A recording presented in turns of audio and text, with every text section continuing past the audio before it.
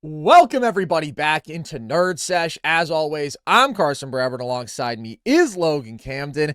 And as we are in the midst of this incredible NBA Final Series, we cannot forget, Logan, that the draft is less than 2 weeks away. So today we are going to be talking about our top 20 prospects in that draft. We did a top 10 a couple months ago. A lot of people got pretty fired up about a couple of choices that we made. We'll see how people feel about the top 20. We will go from 20 to 1. So Logan, who is in the 20 spot on your big board? In my 20 spot, I actually have the first of 3 players from this team. I've got Morez Johnson Jr. from Michigan in my 20 spot, and I like him a lot, man, especially what he brings to the table in the effort and energy categories. And that's really the thing that jumps out when you watch this guy play, just his motor. The guy's always moving. He's a really good transition player and really great at running the floor. He was a 94th percentile transition scorer. He was 92nd percentile at the rim.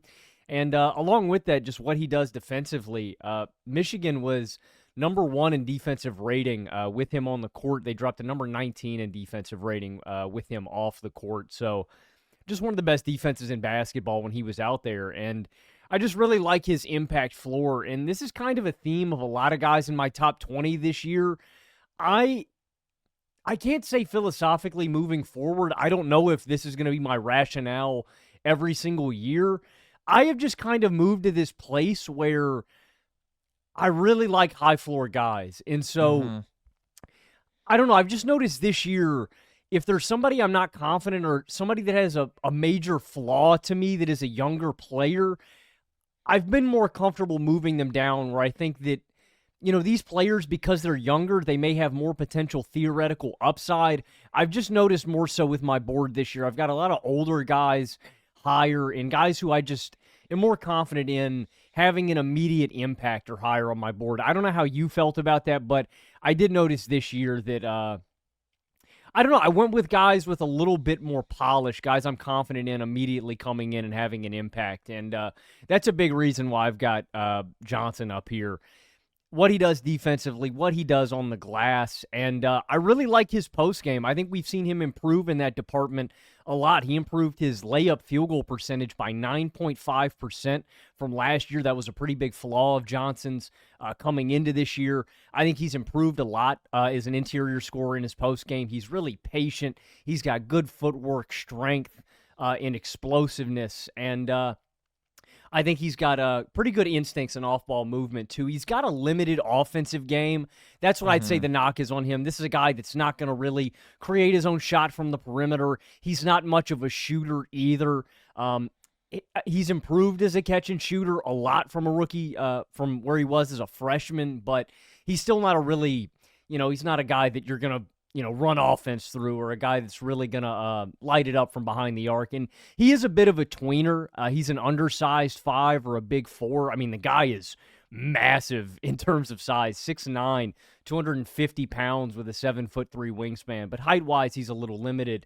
But I just like the role this guy provides. I don't know if Johnson has a really high ceiling, but I think he's an immediate bench 4 or bench 5 for a team, and he can provide you winning minutes. If I had to comp him to somebody, he kind of reminds me of like a bigger, longer, slightly better Beef Stew when he came out as a player. That's who he really reminds me of. So I don't think Johnson's got the highest upside of a player in this class, but I think he's a really high floor player, and I think a lot of teams can use his skill set, man. It's not sexy, it's not pretty, but every team needs one of these kind of grimy, dirty work guys, and I think that Johnson provides a lot of value in those departments. Like I said, his motor, his defense, his rebounding, that's what he hangs his hat on, and I think there's a lot of teams that should be interested in a guy like that in the draft this year. So he comes in at my number 20 spot. He just misses my top 20, and I think it is because of some of my concerns about his offense, but I agree with the Isaiah Stewart comp. I would disagree with saying bigger, longer, better, though, because their measurements are almost identical, and I don't think he is a better prospect than Isaiah Stewart, but I do think that's an apt comparison. Beef Stew was a good prospect, man. And I think defensively is where they have a lot of similarities, because that is absolutely going to be where Morez Johnson Jr. makes his impact at the next level. Like, he does have some Isaiah Stewart-esque help side instincts and timing. He had some monster blocks, and then it's the ability to guard in space on top of that that sets him apart. Super fluid hips defending drives for a big. So he's a really versatile defender. And then, like you said, he can find his ways to make a bit of an impact offensively with the play finishing through contact, good cutter, good in transition, pretty good short range touch. So there is some mismatch attacking potential there. He's just a very forceful power player on both ends. And for being just 20 years old, incredibly physically mature. So I do value that a lot in that interior imposition on both ends. But also, I do think he's probably going to have to be a 4 at the next level. I think he can play limited minutes at the 5, but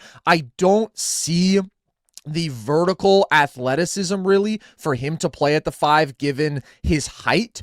And with him being a 4, I am a little bit concerned about the offense, because I think the swing factor for him is the 3-point shot. If he puts that together, he'd be in my top 20, no question, because then I love the defensive versatility. I love the combination of play finishing.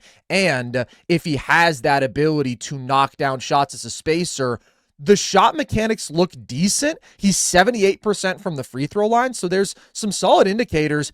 12 of 35 from deep. Like, he didn't shoot a very bad percentage. He just barely took threes this past year.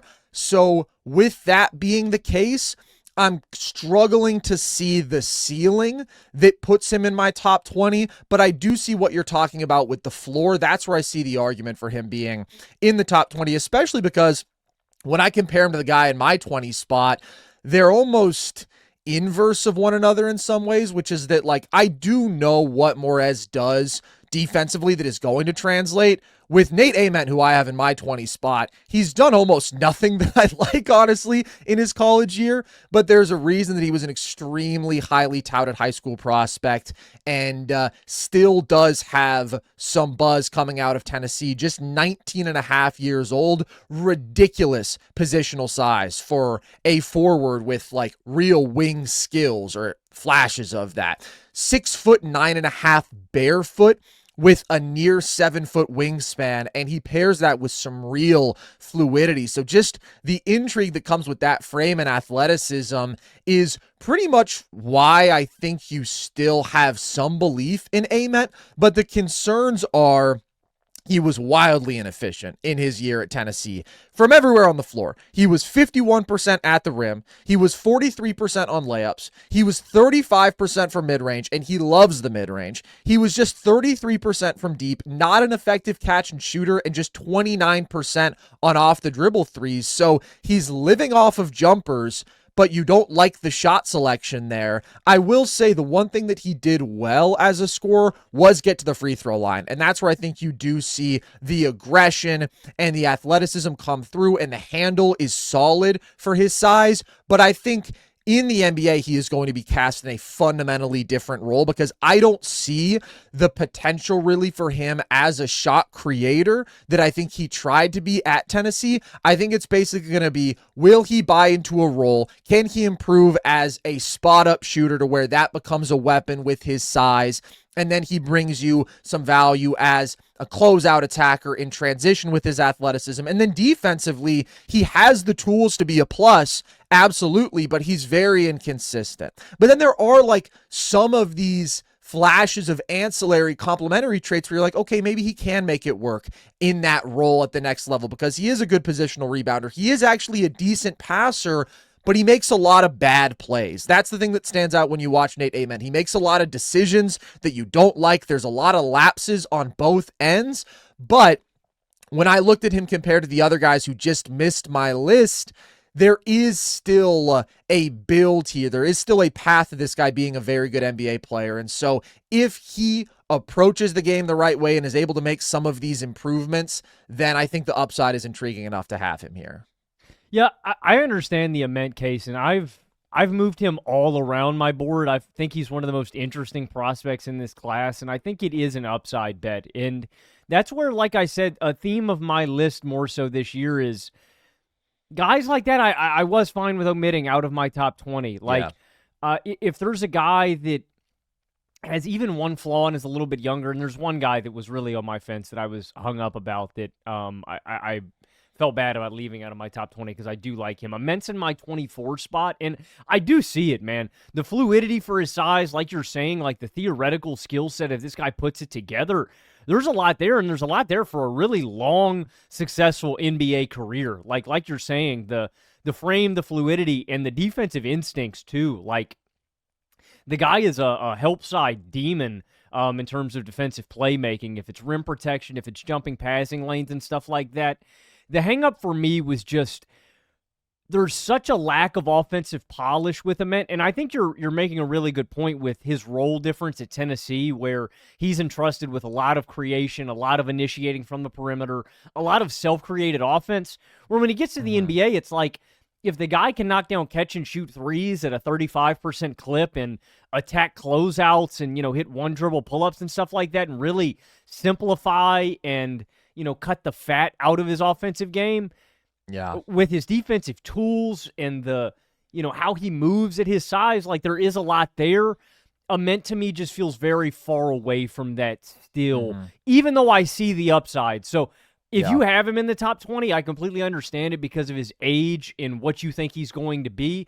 Like I said, for this year, and I don't know if this is going to be true for me moving forward. I did just lean on guys that I think that have more polish and immediate impact. So Ament, I do like. I see the upside with. He was a tough cut for me on this list, though. Totally fair. I was very much on the fence with him because, like I said, there's just a lot of bad moments on film from his freshman year, but also the situation is tough. I mean, a ton was put on his plate offensively, and I think it's really going to be about how much his game can grow as he is dropped into a more serious NBA environment and is asked to make some of these changes. He looks the part in so many ways, and it's like he can get to the spots, right? Because as a driver, I mean, the fluidity, the wiggle, the handle for his size, it's impressive. And then he just smokes a lot of layups, and it's like, oh, he's comfortable taking all these jumpers, but then he misses a lot more of them than you would like. So maybe he just ultimately isn't a good enough finisher, isn't a good enough shooter, doesn't put these things together. There's definitely that outcome, but man, he just has such great positional size and athleticism, and those things are at a premium in today's NBA, so I think it's worth taking a shot on him in the top 20. Just barely, though. All right, who's in your 19 spot? In my 19 spot is another immediate impact guy. I love the potential that this guy has to come in and immediately make big plays for a rotation. I have Zuby Ejiofor from St. John's in my 19 spot, and just one of these really high floor guys. I mean, defensively, I think Ejiofor might be the maybe the best defensive prospect in the class, man. He's incredible. I mean, he reminds me, this is just a really strange comp. He reminds me of Multiple Man from X-Men. He was briefly on in one of the movies, but he's more of a comic book guy. He's just in so many different places defensively all at once. First of all, he's got such an interesting build. He's 6'7" and a half, 245 pounds with a 7'2" wingspan, and he averaged 3.3 stocks per game this season. And I just think he's such a destructive defender, and that's where he hangs his hat on. Like Morez Johnson Jr., this is an energy effort guy where, I don't know if the immediate box score is going to provide you his full value from his rookie season, but he's an instinctual pick-and-roll defender. He's really comfortable switching on guards, onto bigs, and he's really aware. Like, we always talk about this on the show, but so much of defense is off-ball defense, and the guy is always engaged and connected, and he's a hell of a defensive playmaker. On ball, playing guys' handles, off ball, jumping passing lanes, and then he is a menacing shot blocker. I think he's got great timing. He was a really impactful weak side rim protector this year, and he also has some chase down blocks. And another area where I love Zuby is what he does for you on the offensive glass. Over his final 2 college seasons, he averaged 3.8 offensive rebounds per game. Just another area where he's providing you value. And that's where this guy is going to derive a lot of his value in these energy and hustle categories. The defensive switchability, the defensive playmaking, the rebounding. And like Morez, the criticism is the scoring. I do think he is a very limited offensive player. He's got some very concerning numbers. I will say the most damning one to me is the fact that Ejiofor was under 48% in terms of half-court at-rim attempts. That's a damning number. And he's got to find one area where he brings value offensively. I do think that it could be in terms of mismatch attacking. And, he's obviously got solid feel offensively. I think he's a fundamentally unselfish passer and playmaker. He reads the floor well. He keeps his head up. He can make some kick-out passes out of the post and off offensive rebounds. He can hit cutters. He's not making jaw-dropping playmaking plays. My concern with this is even though he is a good decision-maker and a fundamentally unselfish offensive player, at the next level, is he going to be garnering anywhere near enough attention to have those opportunities for him? That's where I'm concerned. He needs to have one area where he can put the ball in the basket at a decent level. He was 35% as a three-point shooter off spot-up attempts this year.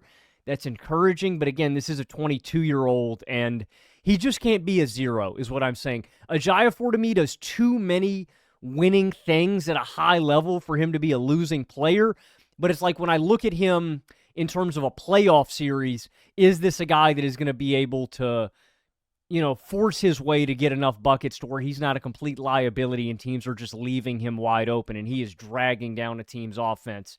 That's probably my one big knock on him and why I could see somebody, maybe being cautious of drafting this guy in general, how limited he is as an offensive player. But I just love the winning impact that is here with the defense, with the rebounding, with the dirty work, the little stuff.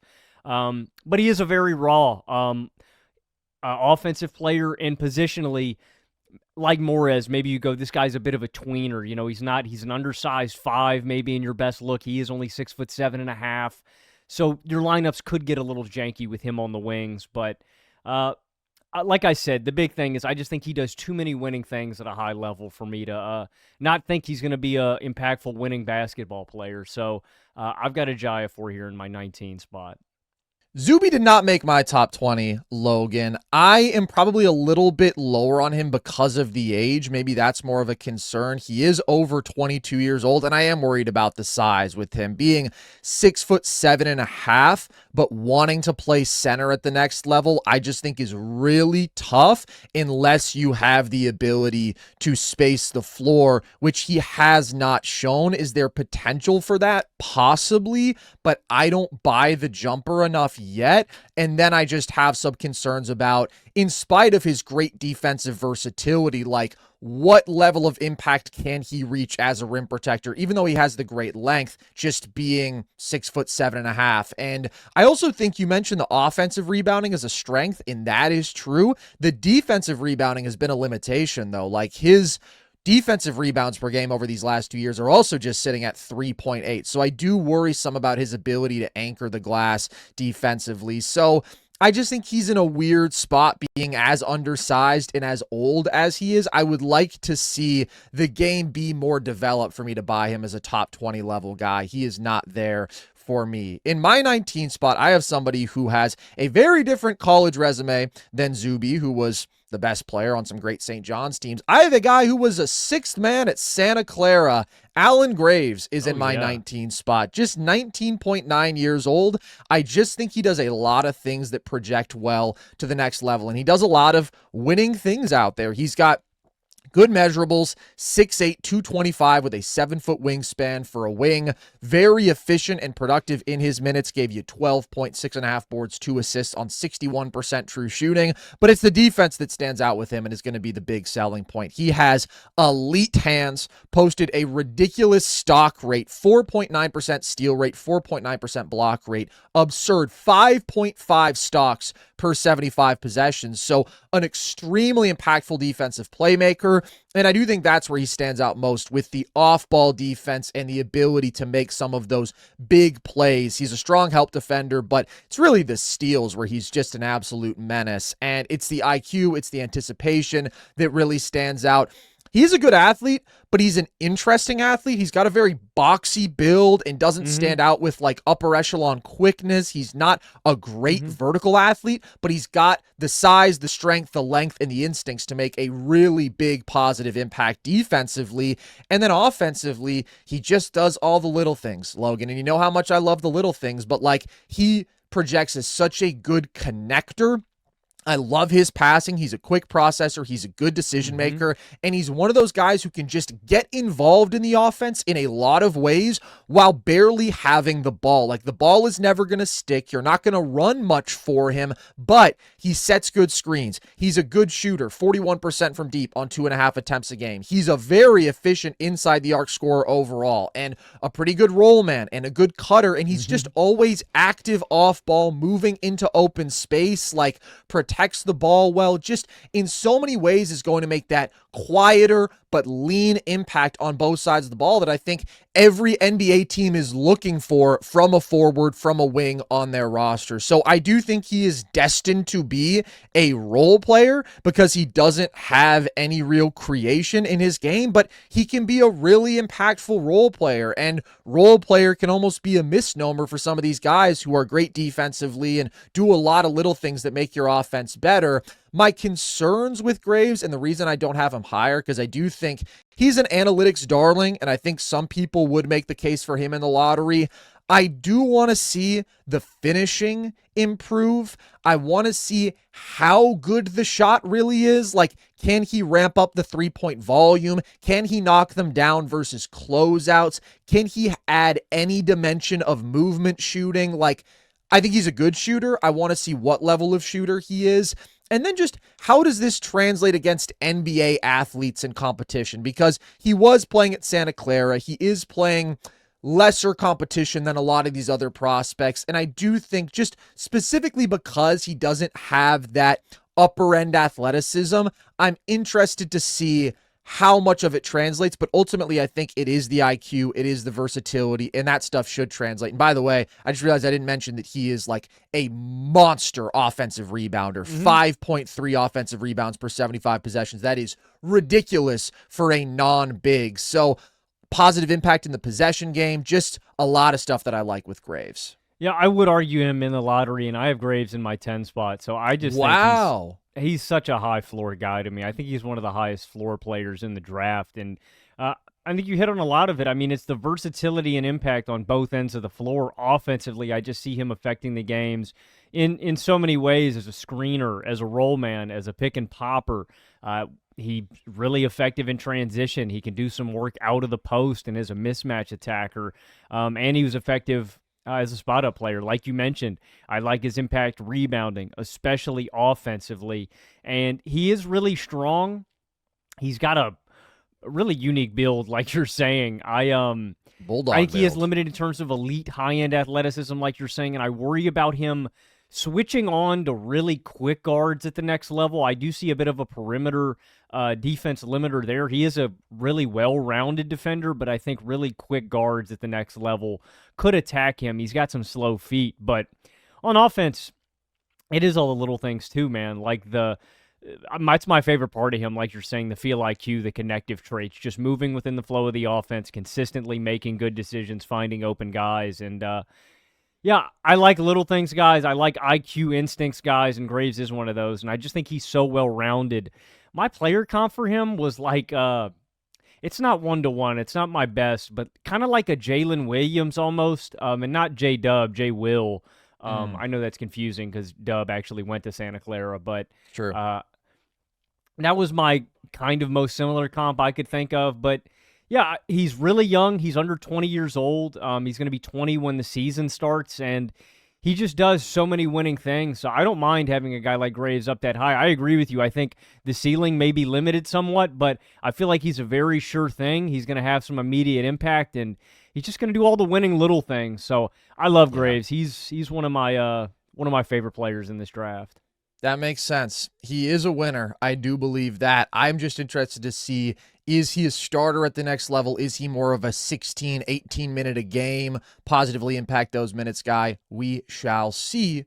Who's in your 18 spot, though, Logan? So I've got another older guy here from Hmm. North Carolina. This was Caleb Okay. Wilson's front court running mate. I have Henri Veesar here, and You are just hanging out in the old folks' home, man.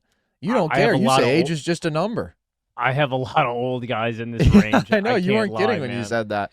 Okay. Um, yeah, I don't know, man. I really like the high floor guys, and I think there is a limited ceiling here with Veesar, but the guy's really skilled. I mean, the thing that sticks out to me more than anything else is just the guy's touch. When you watch him play, he's got legitimate post game. I like his footwork. He can do it with hook shots, with floaters. Um, and he's a really good mismatch attacker, especially when you put a little body on him. I mean, if you ever put a little body on him at UNC, he was going to get his. So I think offensively, he's a really super skilled big. My concern with him, probably more so than anything else, kind of like what you were just saying about Graves. I don't know if Veesar is a starter at the next level, and my concern is just what he brings to the table defensively. He's got great instincts in positioning. Like, when they involve him in a pick and roll, he's really good at being in the right spot, but that can't make up for some like athletic limitations where if he fully switches in a switching defense, I think he can get attacked a little bit off the dribble by really quick guards. Against centers that are really physically imposing and athletic, I think he can get moved around a little bit more. But like I said, I think he's got solid positioning. I think he's got good hands. And I think he's really aware to the point where he's at least going to be sound positionally enough to not be a zero and a negative to where he's getting hunted every single time. But yeah, I think he's a really solid backup big immediately. And if that's your hang up with him, the upside point, I completely understand that because I don't know. That's my knock. Like, he's a spot starter to me. I don't know if he's a guy that's like a long-term piece, but I do think he's an immediate rotation player.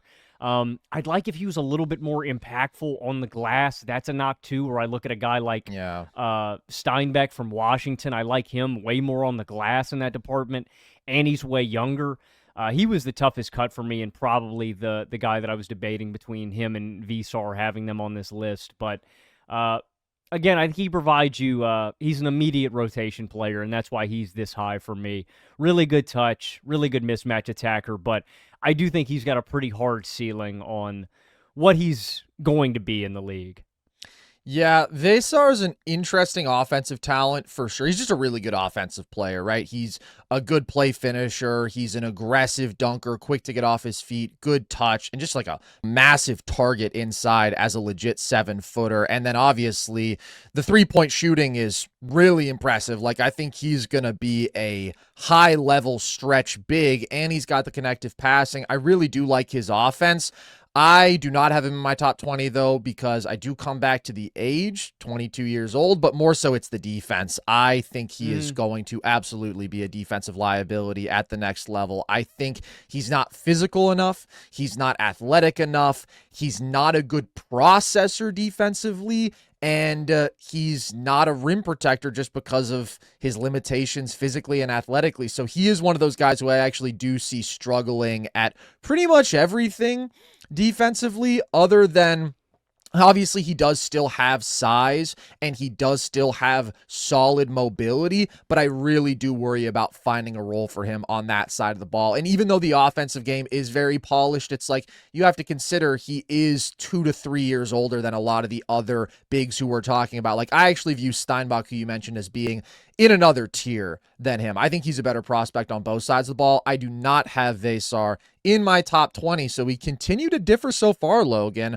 In my 18th spot, though, I have another old honky. I have Bennett Stirtz here of Honky University, Iowa, 22.7 years old, so he is also one of the older players in this class, but he is a really impressive offensive player. Super productive, super efficient, 20 points per game, 4.5 assists on 61% true shooting, 59% on twos, 36% from deep at huge volume.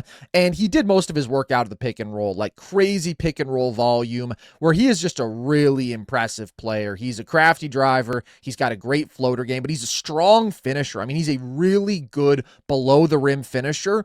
Plays with great pace. He can stop and start. He's herky-jerky. And so because he does have that downhill game that maybe is better than you would expect. He's a very balanced 2-point and 3-point scorer, and you can set like super high screens for him, and he has the ability to come off the screen and just rain a pull-up three, or he can get downhill with that shiftiness, that change in pace as a driver, and he can finish. He's also a good passer. Not a great passer, doesn't really make advanced passing reads, but keeps turnovers low, which is valuable when you have the ball as much as he did. Good pocket passer, good interior passer, just a good decision maker. And then I think the shooting is the other really intriguing thing with him. Again, he can do it off the dribble, but he also is a good catch and shooter, and I think there's more to tap into there at the next level. I think we will see what can he do as a higher volume movement shooter off the ball, because we didn't get that at Iowa since their offense was just predicated on Stirtz pick and roll because he was so clearly their best player. So I do think at the next level, he projects as a secondary creator, maybe a tertiary creator, but like somebody who, yes, is going to still run offense for you out of pick and roll, but also is going to have to do a lot more work off the ball. But I do think he's a high field player. I do think he's versatile offensively, and so it's pretty easy to see him making that work. The concerns with him are offensively, just the athleticism and how his scoring translates to the next level, because although he does have that pick and roll craft, he's not very quick, he's not very bendy, he's not a good vertical athlete, and so the concern there is he super screen reliant? Like, can he beat athletic switching teams? I do worry about that. We talk about this a lot with small guards who are not plus athletes. Like, it's great when you're comfortable working out of pick and roll. What happens when you go against a team that can just switch everything? Can they contain a guy like Bennett Stirtz? That's a concern for me. And then I do think the size. I mean, he's got good length, 6'6" wingspan, but he is just 6'2.5". And obviously, interrelated with that, when you're limited in terms of size and athleticism, we look at the defense, and that's where I wonder, okay, how many minutes is he going to get at the next level? He is a decent team defender in terms of his instincts, but I really worry about him getting hunted on ball because he's slow, he's small, he's not going to offer much physical resistance, and then the age, being almost 23 years old, it's like he is probably not going to grow like a lot of other players in this class, but he's just too good offensively for me to not have him on this list. I'm interested in where you have him. I think the consensus is higher than this on Stirtz. I just worry about the defense, and I worry about the offensive game translating as well. But I do think like the passing feel, the pick and roll craft, the shooting, like there's a few things that he just does too well for me to think he's not going to be a good offensive player at the next level, even though he is another old fogey. Yeah, I don't have Stirtz in my top 20. I do think he's an NBA player. Like you're saying, I just don't know what role that's going to be in. I think there's a team that's going to take him, and I think they'll be happy with him. Like, I think off the bench as like a bench creator or as a two guard alongside another lead guard, I think he can succeed. Like all the things we're saying. And the off-ball, on-ball point, I'm pretty confident he's going to be able to figure it out because of how much he is run off of screens, off ball, and like I know that's how they're initiating their offense at Iowa, but you know, it's not that big of an adjustment, I think. And he's a tough bucket. Like, the guy's a really tough shot maker. Like, that's what's impressive to me about those percentages is a lot of it is through, you know, off the dribble stuff. But my fundamental concern is what you were saying, the defense point, where I wonder about him getting attacked at the next level. And then two, I just worry about him against high-level defenders just getting swallowed up, not being able to create enough separation to really get his shot off. And so that's where, again, I just left him outside of the top 20 because I think there's a role for him. I just don't know if that role is this guy's going to be relegated to the bench and always come off as your, you know, 7th or 8th guy, or if he is a legitimate kind of starter. But I like Stirtz. I see it there. Those concerns were just a little bit too high for me in tandem with his age for me to have him in the top 20.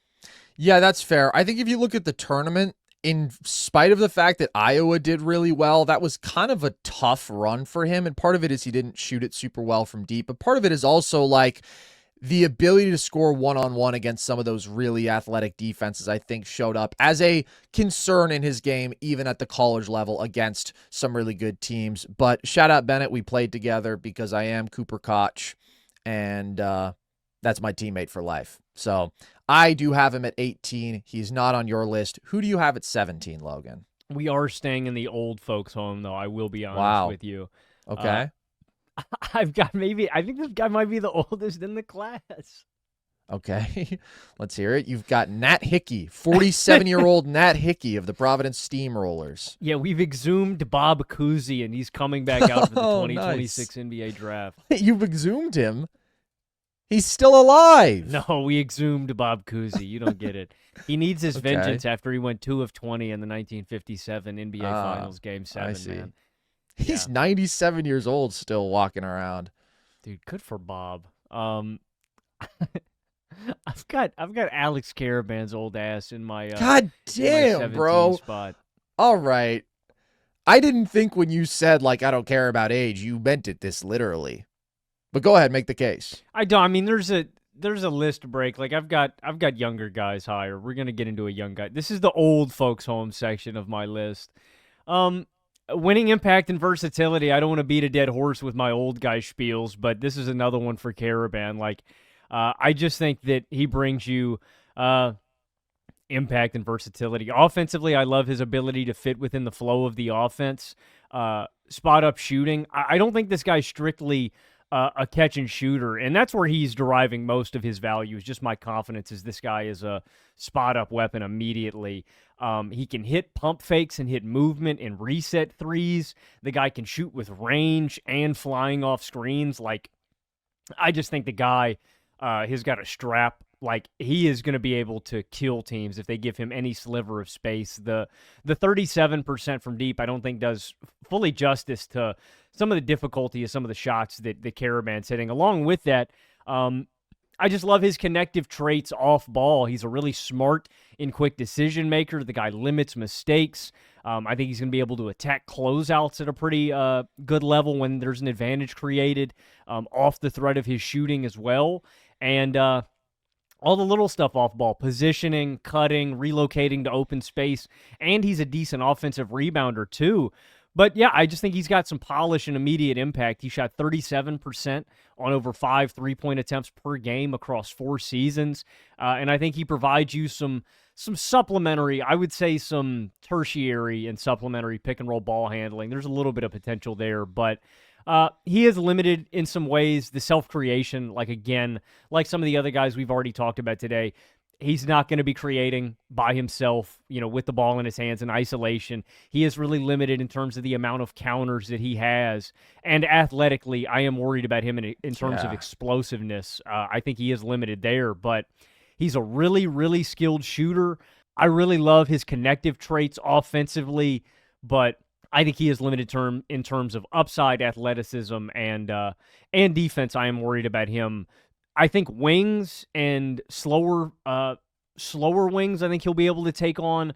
I am a little bit worried about him in terms of his feet and his foot speed, like against some of these quicker guards where I think he could be attacked. But I think he's a really high floor guy. And again, this section is... There are some other prospects just outside of my top 20 that I still like in terms of upside, but Karaban is like the last really immediate impact polished guy that I like a lot and I think can be a role player and a guy that's in a rotation from day one. So Karaban comes in at my 17 spot. I don't think I'm as high on his floor as you are, because it's like you have to consider, he's a great college player. He's almost 24 years old. And I think the three-point shot is super translatable for sure. Legit. Dude, he is such a negative athlete at the next level. He is slow. He is not fluid laterally. Like, I really worry about his ability to defend. And I think like he wants to operate like a power forward defensively. I think that's where he's better, like with just solid positioning as a helper, but he doesn't have the size to do that at the next level. And I just worry that there's really nowhere to hide him. And then offensively, I agree. I mean, he's a really, really good shooter, absolutely off movement. He made a lot of big time shots at UConn, and I do like the passing feel with him, but offensively, I still worry about his driving. I worry about his finishing. Once again, I think he's limited by the athleticism. So I am just much lower on him than you, honestly. I would not have considered Karaban for the top 20. I don't see an argument for having him over Bennett Stirtz. If we're going with old honkies who it's like, yeah, their offense is going to translate, I just think Stirtz has a much more robust offensive game. Whereas with Karaban, it's like, yeah, he's a really good shooter, but there's not a lot outside of that. I disagree. All right. In my 17 spot, I have Ebuka Okorie out of Stanford, 19.2 years old, really interesting player. 6'2" with a 6'7" wingspan. One of the most productive offensive players, 23 points per game, 3.5 assists per game on 59% true shooting with just 1.9 turnovers a game. Like keeping turnovers that low when you have that sort of offensive load. The massive scoring volume is what stands out first, and specifically the elite rim pressure. This is one of those guards who is just going to live in the paint, and that's a special ability. He is a super shifty, elastic driver. He's very quick. He's very good at finding driving angles, and he's just insistent on getting downhill. Like, he will not be denied as a driver. Really good ball handler, comfortable attacking both sides, left and right, getting to reverses. Like, there's a creativity around the basket with him. Really good body control in the air, and one of his best offensive traits is just when you attack downhill so relentlessly, you're going to get fouled a ton. And he drew 7.3 free throw attempts a game, which is crazy. The concern with him in regards to the downhill attack, though, is his finishing is actually pretty average. Like, he is great at getting to the rim, but when he gets there, he is small. He is slight. He needs to get better at finishing through contact, and until he gets stronger, I don't know how effective he's going to be actually finishing at the rim against NBA length and athleticism and strength. But the other intriguing part with his scoring game is he's a dynamic shot creator off the dribble. Like, he let it fly on pull-up threes at volume. He loves step backs. Doesn't have like lightning quick, super fluid mechanics, and he's a good, not great shooter, I would say, but he can get that volume up off the dribble, and that is a super valuable counter to have when you have the sort of downhill quickness and aggression that he does. So that scoring foundation already is really good. He is not a natural passer. He doesn't really make anticipatory passing reads. Like, he is very much a score-first player, but I will say, I thought he was a willing passer when it comes to capitalizing on all of the attention that he drew, because he was one of like the offensive players in college who drew the most attention just because his scoring threat is so pronounced and the team around him wasn't the most talented. But I do wonder how his passing and processing not being high level could maybe be an issue for him at the next level. Defensively, he's engaged. He's kind of a pest. He's got really good length for being a point guard. He's got good hands, pretty good at forcing steals.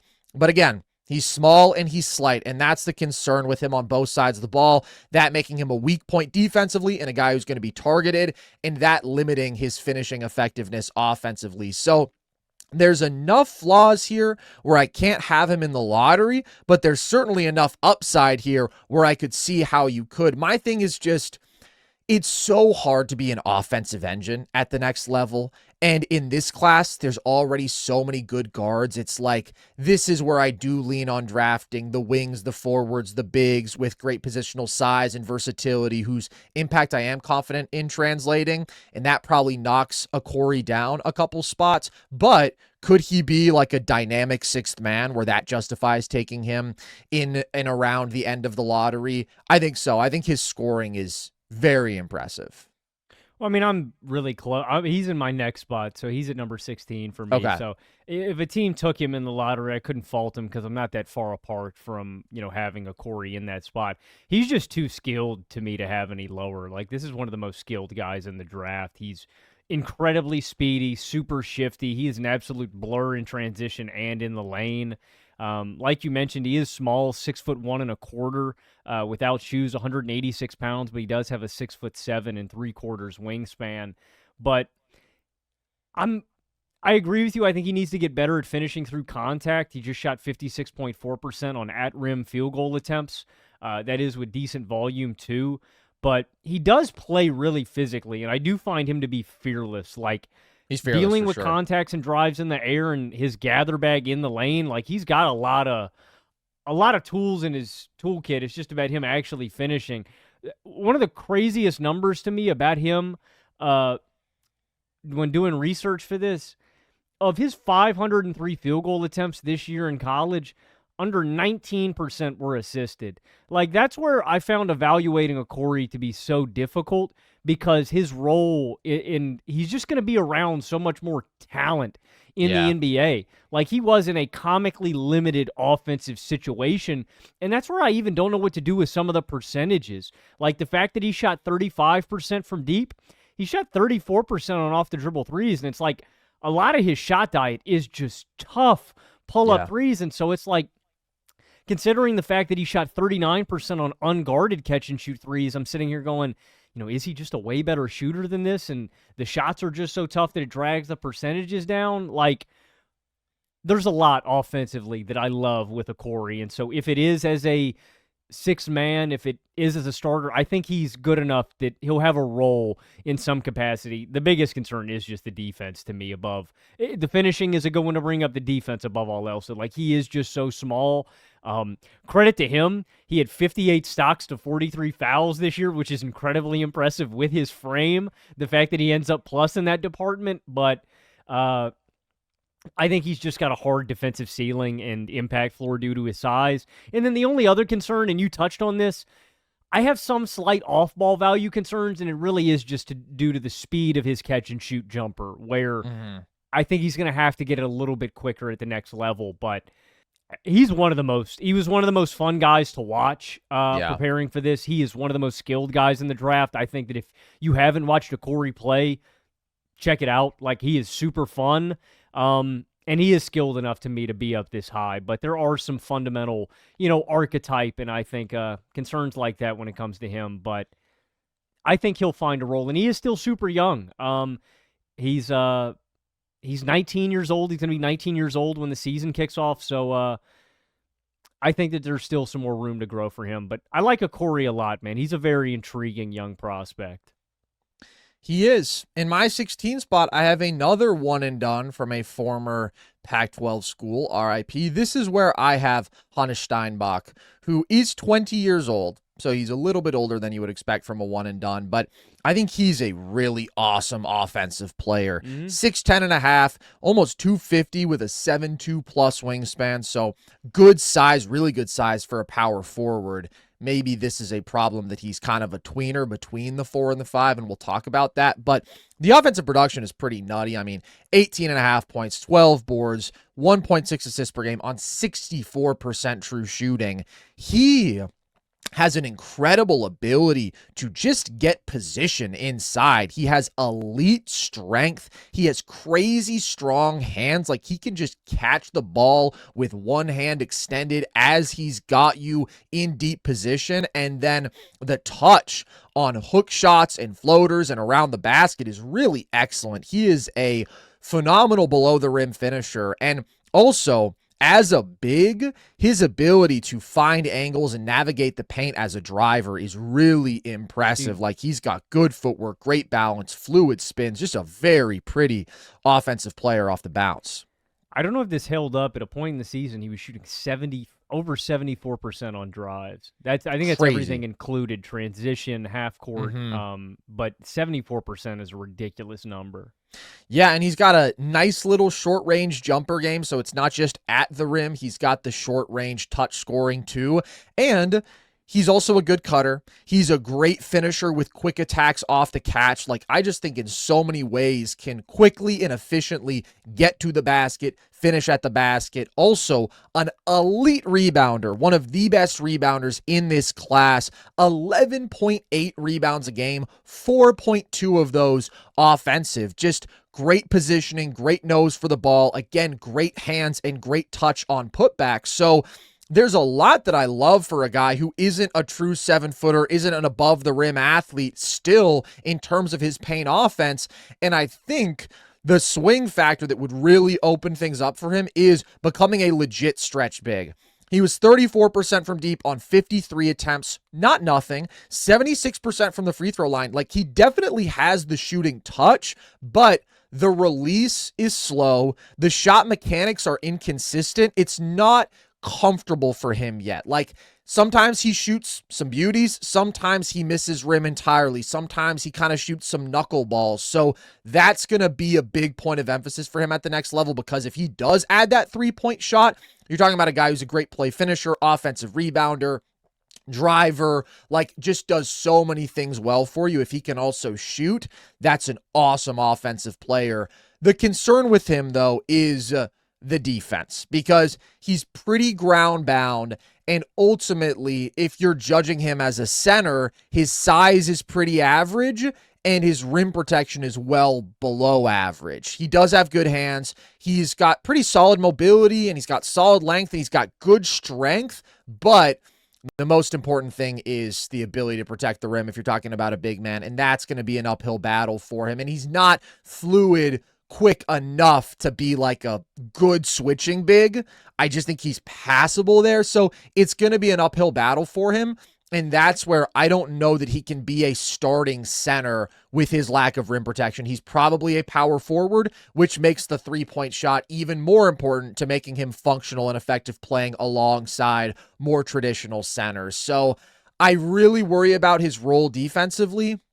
That's why I have him down here. But also, like, if we're comparing him to Veesar, I think there's much more that is workable with him defensively, where I'm like, okay, I think he can be passable on that side of the ball. Especially and then offensively, there's a lot too. that I really like. The rebounding is great.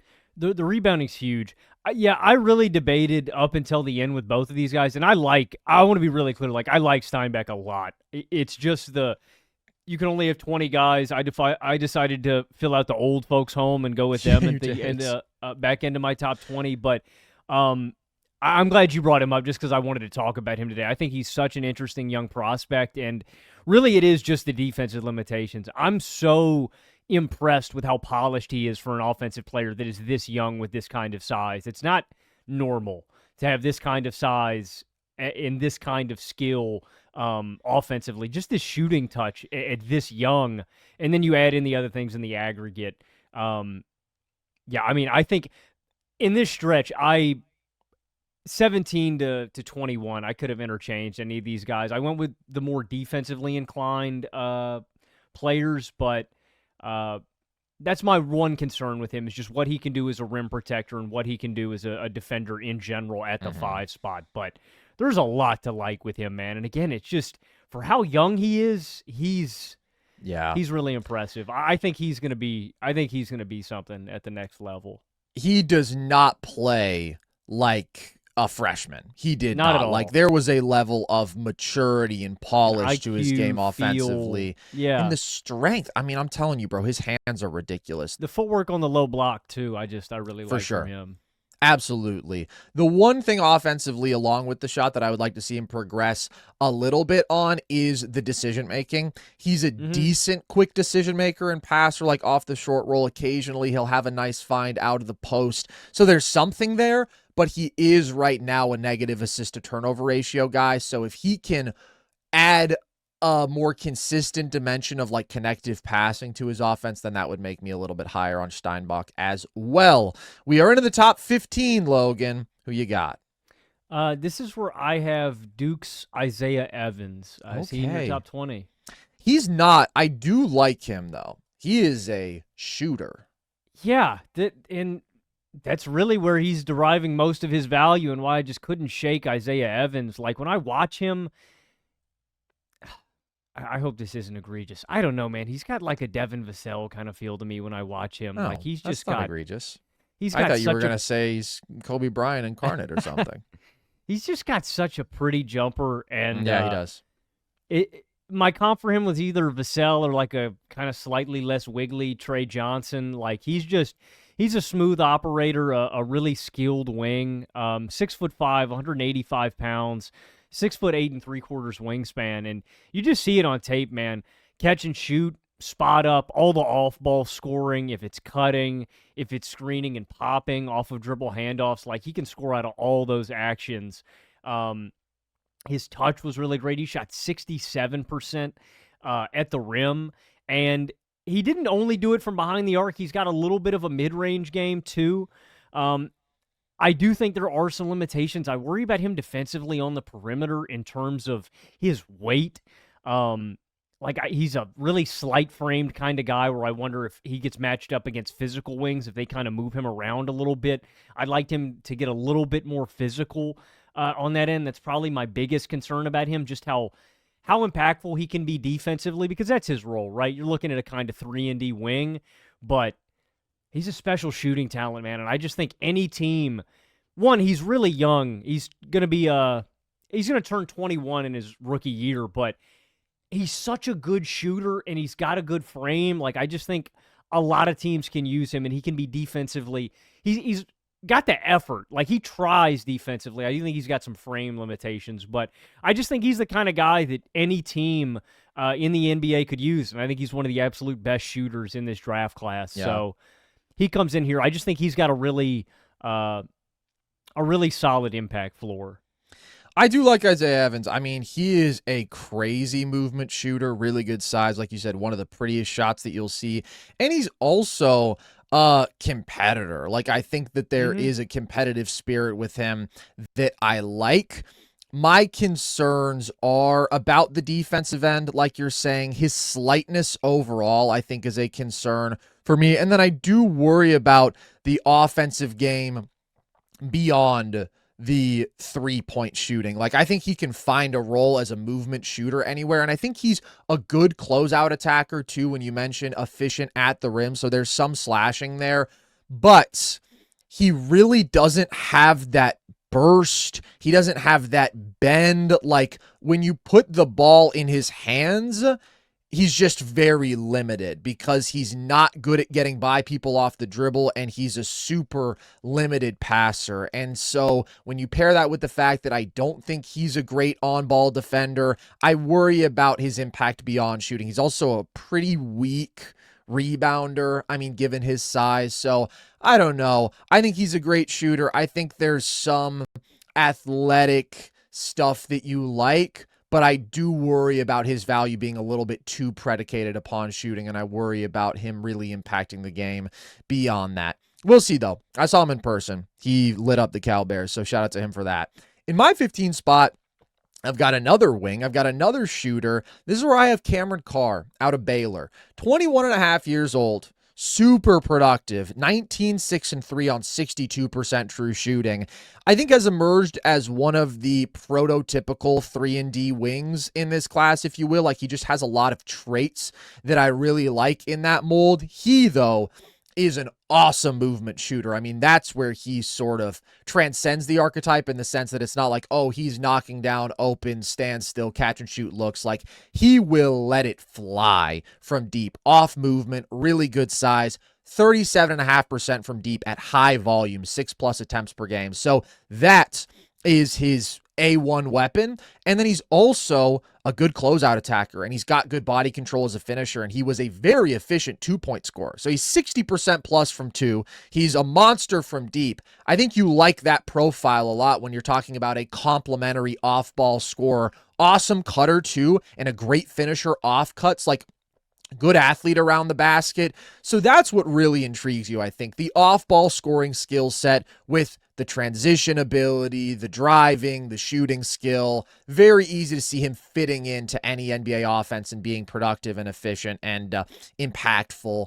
In terms of off the dribble, I think he's just okay as a creator. He's just a decent processor and decision maker, but it's the off-ball scoring. And then defensively, there's great potential, and he does have a motor defensively. He competes, and he's got great physical tools. I mean, a 7'2" wingspan, and he's a good vertical athlete, and I think the rim protection potential from him as a wing, he's got some J-Dub comparisons just because the measurables are very similar, but it is like anytime you're looking at a dude who has these sort of measurables, you're intrigued by the potential that they have as a help defender and the defensive versatility. I just think he's got to be more consistent in terms of his focus defensively off ball, and I do think he has to get stronger. That's where I think he had some issues finishing in traffic through contact, and defensively, he has to add strength to improve his matchup versatility, because this is not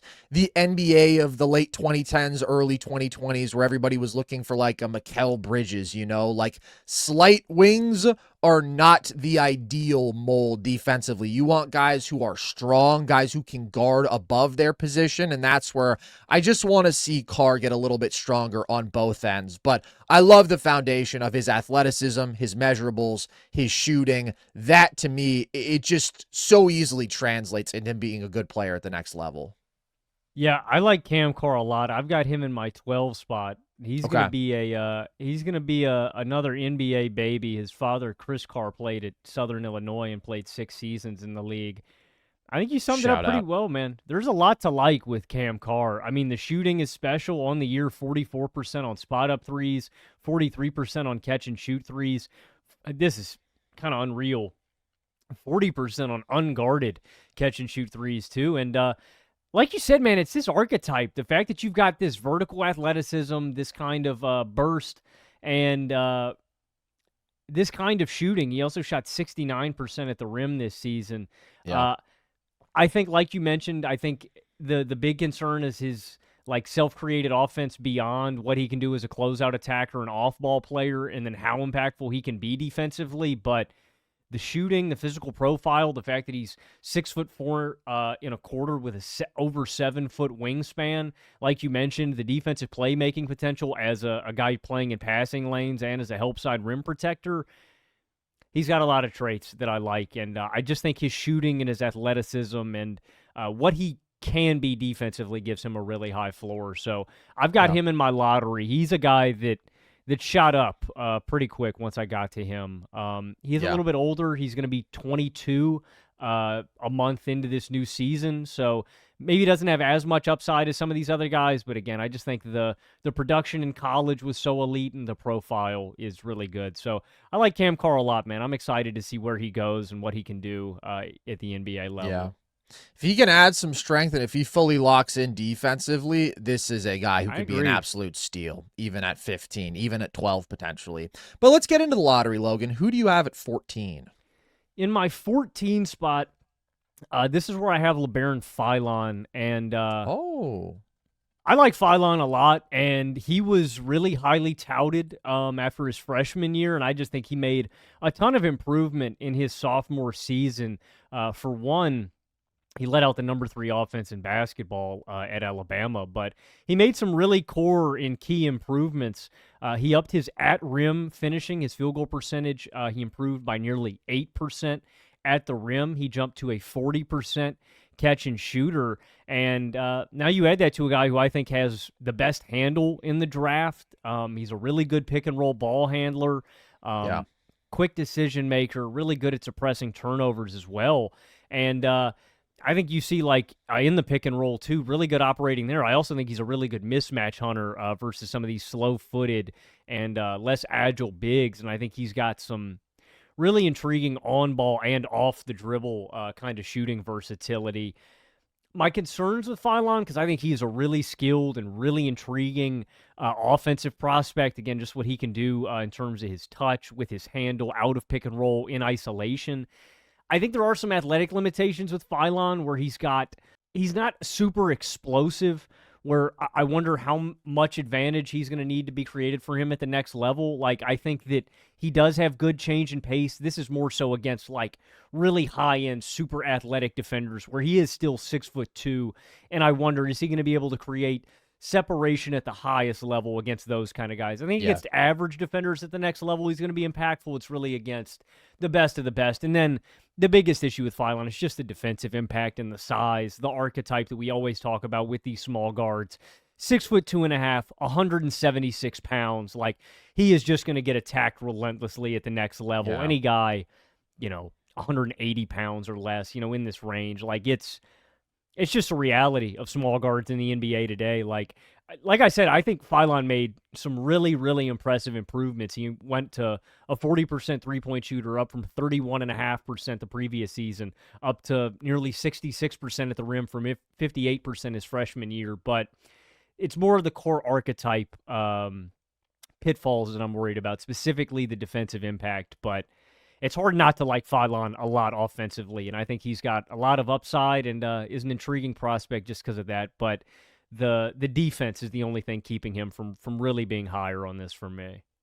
Yeah, That's fair. I have him at 11 because I do think there's an argument he's the best pick and roll player in this class. Like, he is just a monster out of pick and roll, crazy efficient at massive volume. And like you said, I mean, the pull-up shooting from deep is an elite weapon. The handle is elite, extremely creative, and he does have that shiftiness as a driver, and he was a super efficient rim finisher, and he's got an elite runner game, and he's also a really good passer. He'll hit live dribble skips, and he's good at manipulating defenses with his eyes. Like, I think he is a major pick and roll threat. And then I also think he was very ball dominant at Alabama. I see potential to expand his off-ball scoring game, though, because he's a great shooter off the catch when given the opportunity, and I think he can be utilized in a more balanced way at the next level.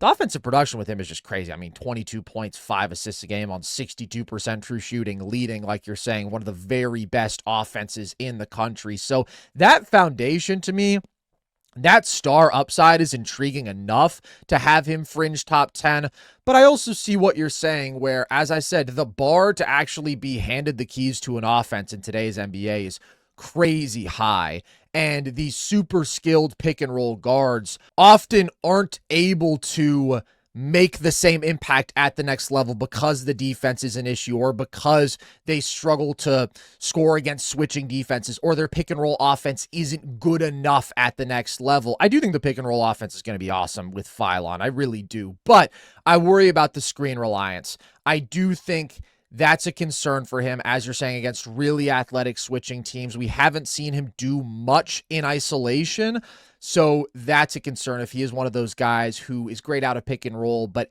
can't deliver at that same level against switching teams. And then I do think he is another guy who has to add strength. Like you said, I mean, he's small, and he's a bad screen navigator, and his defensive effort and positioning were bad this year. And so I do think that's going to be an uphill battle for him.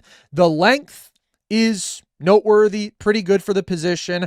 Athletically, he's solid enough to where it's like he could be a passable defender, but it's tough, man. Not to be Mr. Anti-Small Guards, as Jalen Brunson may win an NBA title and Jose Alvarado is coming in and swinging games, but like, it is still a tough path. And when I compare him to the guys in my 12 and 13 spot, I'm like, I don't know, maybe I should just bank on them as big athletes who can impact the game on both sides of the ball. But I am going to believe in Philon's offense enough to have him in my 11 spot.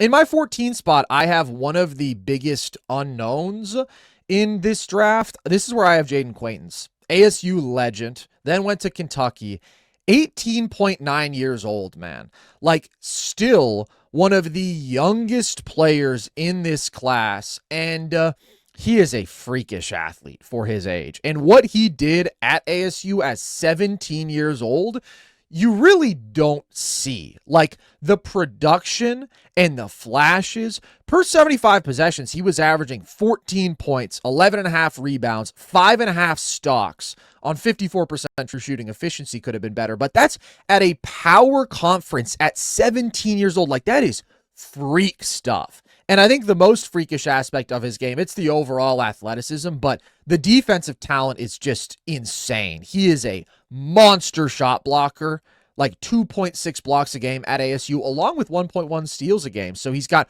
really active hands on top of the rim protection. He's got great fluid hips for his size. He has the strength to absorb contact and remain vertical. He has the strength to guard the post. And like, we've seen all of this from him as a teenager.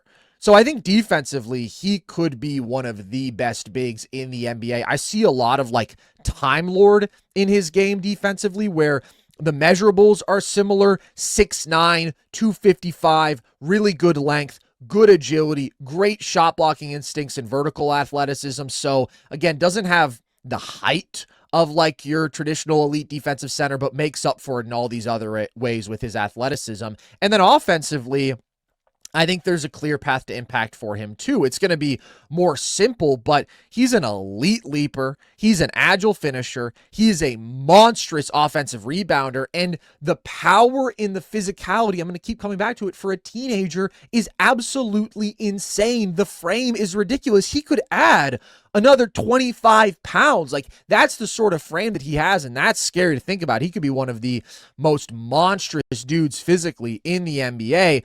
And so I just see a clear path to him being a dominant defender and a very useful vertical spacer as a lob threat and play finisher and glass cleaner. And he's going to play hard on both sides of the ball. He's got a great motor. He's got good instincts when it comes to positioning. Like, he is a guy who already will just anchor himself in the paint on the glass and gobble up rebounds on both sides of the ball. And then there are some flashes of skill with Quaintance. Now, I don't put much stock into it just because we haven't seen enough to be like, oh yeah, that's going to matter for him at the next level. But there's been flashes of ball handling and driving upside that are noteworthy for a teenage center. And then he liked to shoot at ASU. He took 1.3 threes a game. He shot 18% of them. And his free throw shooting is a disaster. He's 45% from the line. So he's very raw still, especially in that way. I don't know that that will ever be anything. It could. He wants it to be. That doesn't really mean much, though. But even if, none of the offensive skill stuff ever comes to fruition, just the imposition physically on both sides of the ball, that would be enough to justify him being a lottery pick to me if he is the same athlete that he was at ASU, and that's the biggest concern with Quaintance. He's coming off a torn ACL. He didn't look the same in the limited time we saw him at Kentucky. He struggled all year with injuries to get back on the floor, and so I am really worried about that because I think the potential with him is top 10. Like, what he did at ASU was top 10 level stuff, but the injuries are a concern, and that makes him super hard to rank. That being said, I just think the defense, the finishing, the rebounding, all of that at his age is enough to still have him in my lottery. Yeah, that's the only reason that he's outside the top 20 is just the injuries for me. I would have probably, as young as he is, and I've said this a lot, I just think that there's less incentive for guys to go to the NBA nowadays with how much money you can potentially make in college, and I think they should be less incentivized, like especially when you're a guy like Quaintance to, I guess like there's another side of that coin where you could go, I don't know, maybe you tanked your draft stock after a bad year or something. I would have just rather have had him come back one more year and, I don't know, like really prove it again one more year before he comes out in the draft. And that's all. That's the only reason he's not in my top 20 is just my concerns of him having the lingering injury issues throughout the season and coming off of a major injury like that to take him that high. But I agree with you in terms of the potential and the defensive impact. Like, he's a special athlete. I think he does have that kind of upside. Really, to me, I'm just worried about having that kind of major knee injury before the draft. And that applies to another guy actually pretty highly up here. He was healthy for this last season, though. Yeah. I don't know, man. We'll see. I hope that he's healthy because when you're talking about 6'9", 255 with a 7'5" plus wingspan with the athleticism that he has, like, that's a hell of a physical foundation. And he made the most of it at ASU, but I do think it's fair to just maybe want to stay away because of the injury concerns. Who is in your 13 spot, Logan? This is where I landed on Kingston Flemings, and he was top 10 for me for a while. Yeah, I really just moved Flemings down to this spot because of the size. It really has nothing to do with what he shown on tape. Like, I'm just worried about how tiny Kingston Flemings is. I think he's a really special offensive player. I mean, what he was doing at Houston, he's so quick. He's got great shooting touch, really impressive change in pace. And, like, one of my favorite qualities last time that we talked about him in our hated top 10 prospects episode was the fact that Flemings plays bigger than he is. Like, he defensively is a hound, is a dog, is feisty, plays passing lanes, really applies ball pressure on guys. Like, I love that about him. And then, offensively too, he's not just a good on-ball creator too. He's selfless, really good playmaker. Defensively, he's got good hands and instincts. It's really two things that keep him out of my top 10. The high-end athleticism, I don't think he's got really like elite strength or explosiveness. I think he is really quick.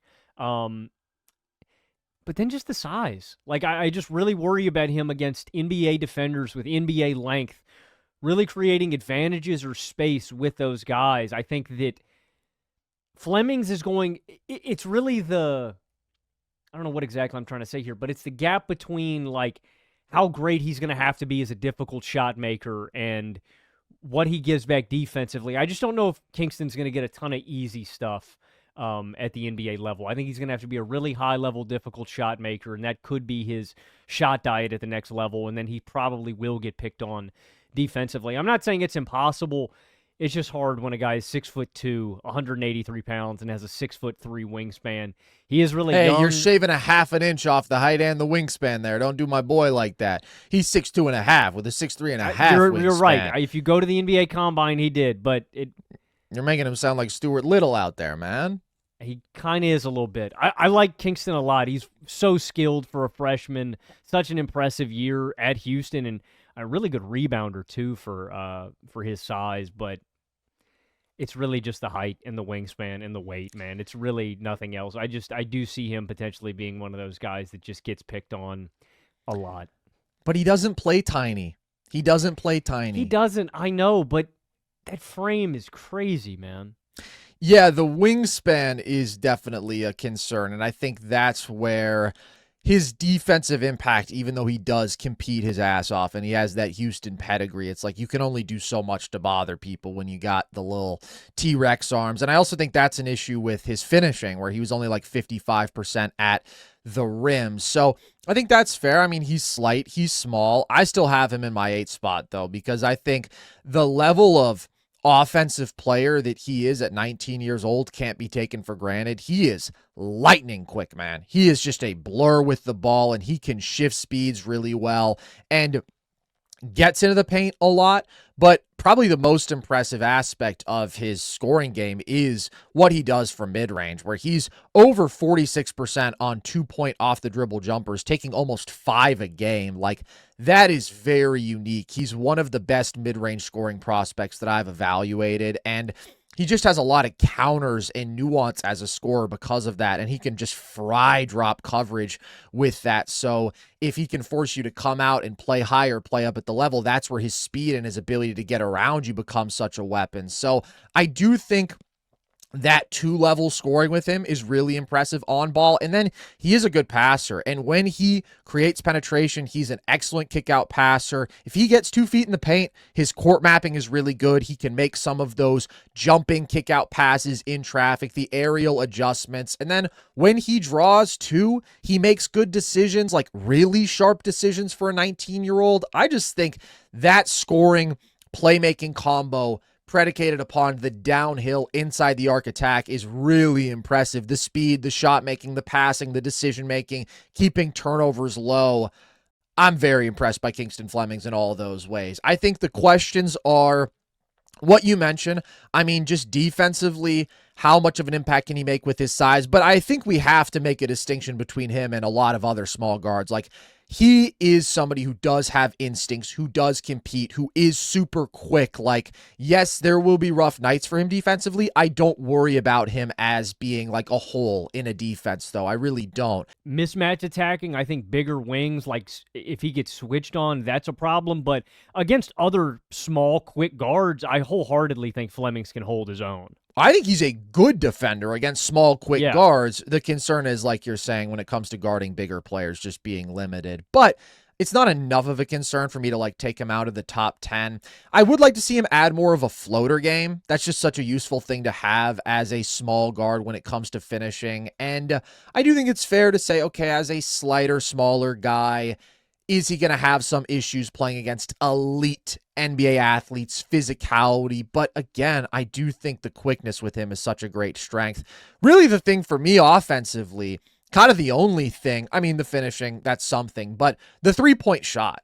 He was 39% from deep on just 3 attempts a game. He shot the shit out of it off the catch, but at low volume and only 30% on off the dribble threes. He is one of those guys who is substantially more comfortable right now from the mid-range than from beyond the arc, and I love the mid-range game, but at the end of the day, 3 is worth more than 2. I would love to increase that volume and comfort with him as a pull-up three-point shooter because you just don't want to be taking way more middies than 3s. I love the mid-range game. It totally stands out, but can we get some easier paths to more efficient self-created offense? And I do think the efficiency with him, I mean, he gave you 16, 4, and 5, but just 56.5% true shooting.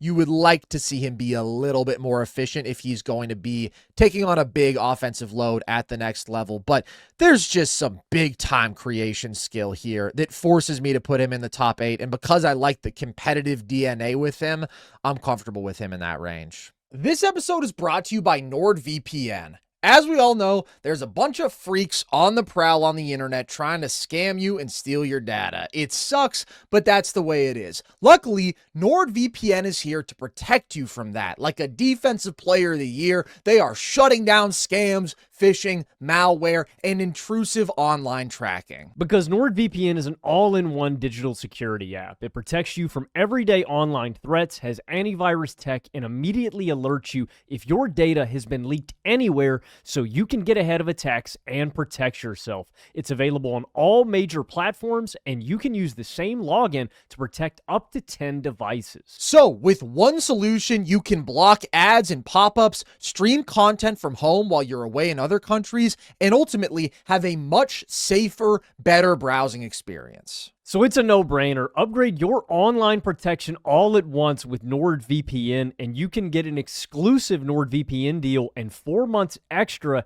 here at nordvpn.com/nerdsesh. It's also risk-free with NordVPN's 30-day money-back guarantee. That's at nordvpn.com/nerdsesh. This episode is brought to you by Shopify. Guys, starting your own business is not easy. It's scary. Whatever industry you're in, there's a million different things you need to figure out and keep track of with new challenges that you didn't even think of popping up every day, and it can be overwhelming. That's why finding the right tool to help you run things and simplify everything makes all the difference. And that's where Shopify comes in, having done just that for millions of businesses. And it's never been easier to get your business started with Shopify's own design studio. They've got hundreds of ready-to-use templates to instantly build an online store and hit the ground running.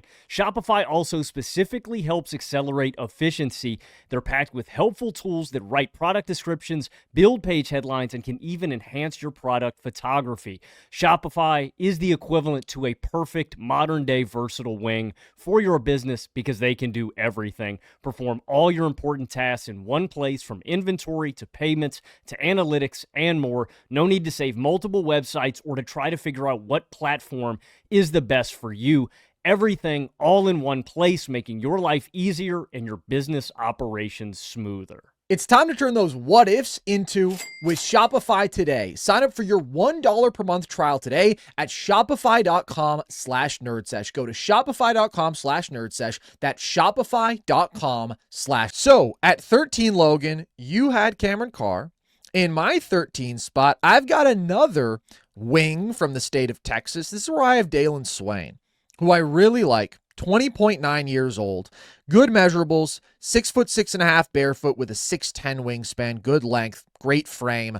What really stands out to me with Swain is the driving ability. I mean, he is super flexible as a driver. He plays with good pace. He's got great footwork. He's got good touch as a finisher. He can get above the rim, and the ball handling skill for a true wing, like, it's one of the more interesting skills in this range in this draft. Like, his handle is legit. He's got a controlled handle. He's got a nice hesitation move. He's got crossovers. He can stop and start, change pace, and string together dribble moves in combination. Like, there's real nuance and refinement to his driving game that no other true wing who you're talking about that isn't going in the top 10 is going to bring you. Like, that's a really interesting, exciting trait with him. And he does have a floater and runner game, and he's got good body control, and he's got good step throughs, and he does a good job of setting up the defender as a driver. Like, That's really impressive. So he's great in transition too, as you would expect with that sort of driving and athleticism and size. He's got good strength. There's a lot to like physically. And then defensively, he's a solid point of attack defender. He's not really a clear plus yet. There is potential there, but he's going to have to be more consistent at the next level because that's going to be a big part of his role. He's got good hands, does a good job forcing steals, but it's really going to come down to his ability to max out his defensive skill set. And then the three-point shot is a question. And I think what he has as a driver is so unique that, like, I'll take a chance at building the three-point shot on top of that. But even though the touch is good, he's 81% from the line, the release is slow. He's got a hitch. He's 34% from deep on 2.5 attempts a game. Like, he is going to be conceded that three-point shot, especially if you get to the postseason. Like, as we've seen, if you cannot knock down that shot to hold teams accountable, they will concede it to you, and that's going to limit his driving game, right? That's just going to be a problem for him offensively if he can't get that figured out. But if he does, the driving, the athleticism, the size, the defensive upside. He's a really good rebounder for his position. He's a solid connective passer. Like, there's so much that I like, and the ball handling and driving is really rare for a wing, that his value is going to hinge on the shot and what he can be defensively. But I'm just too intrigued by Swain to have him lower than this. And there's an impact path where he is beyond the 3-and-D wing, because if he's knocking down threes at a high level, we're talking about a hell of a player here with what he can do off the dribble attacking downhill. Yeah, you've kind of got me wondering if I've got him too low. I've got him just outside my top 20. He's in my first 5 off. I don't know. I mean, man, put him above some of those dinosaurs. Maybe. Veesar is not going to be better at the next level. Zuby's not going to be better at the next level. Karaban certainly not going to be better at the next level. Swain's got NBA traits, man. He does. Well, I don't know. When I was evaluating him, I was just thinking about, like, the shooting and the defensive engagement is what kind of held me back from him being higher. But I don't know. You do have me wondering, like, some of these slow-footed honkies, if he should be here, especially just Veesar and Karaban. Like, there are just, like, he's not going to be a weak point. He's got athletic advantages at the next level. Yeah, I am kind of reconsidering if I should have had him in there over some of these old guys. He's one of my guys, man. I mean, he's not what Cedric Coward was to me last year, but he's one of my guys. Like, I really do believe in his game translating. Also, massive foul drawer. Like, the driving is legit impressive. Kind of underrated playmaker, too. I don't know. I'm going to go back. I'll watch some more Swain after this. I might give him a little bit of rub after this, but he's a good shot. It was just the shooting and defensive engagement is what held him back from cracking my top 20. 17, 7.5, and 3.5, just to give the numbers on 64% impact, true shooting. Yeah. I just love that athleticism. I love that driving. I thought he was impressive in the tournament too, and that Texas team made a nice run. So I am in on Dailyn Swain. Who is in your 12 spot, Logan? I'm intrigued to see if this guy is going to be in your top 20. I suppose he's not if we haven't gotten to him already. And I understand it. This is where I have a Josh Jefferson from Iowa State. I think he's one of my guys in this class. Like, because he's old? Because he's almost 23? I do like Josh Jefferson more than some of the other guys. It's just, you love him. You love the old guys. I just think Josh Jefferson is a winner, man. My honestly, I don't have really many concerns about him as a player and his impact. It's more to do with just, is his body going to hold up? We talk about Quaintance coming off of an injury. Jefferson is still recovering from a low left ankle sprain he suffered in the NCAA tournament, and his sophomore year ended with a season-ending knee injury at St. Mary's. But I love versatility. I love old players, and I do love polish. Just his general versatility, offensively and defensively. On defense, I see a guy that is going to be impactful off ball, playing passing lanes, and as a help side rim protector and shot blocker. Offensively, he's got really high IQ and instincts, I think, as a playmaker. Really good decision maker. I think whether he's initiating the action from the perimeter or as the roll man, I think he just makes consistently great decisions and is a above average playmaker for a guy his size. And then it's the strength. like the mismatch attacking, if he gets a little body on him or a smaller frame guy, he can go do work on the low block, and I love that aspect. You add in it, he's a solid rebounder, foul drawer, really good transition scorer. I'd say my big concerns are the shooting, really translating at a high level. Is he going to be a guy that teams really respect off the ball as a high-level shooter? That's a concern. The injury history, like I mentioned. And then the final concern, I worry about the turnover suppression as an actual ball handler and, like, the tightness of his handle. Like, I like it for his size, but considering he's had some turnover issues, in college, is this going to linger on? Is he going to be a guy that I can actually put the ball in his hands at the next level and actually try to run offense through? I don't know. Or is he just going to be a guy that I trust to handle in spots and be more of a connector?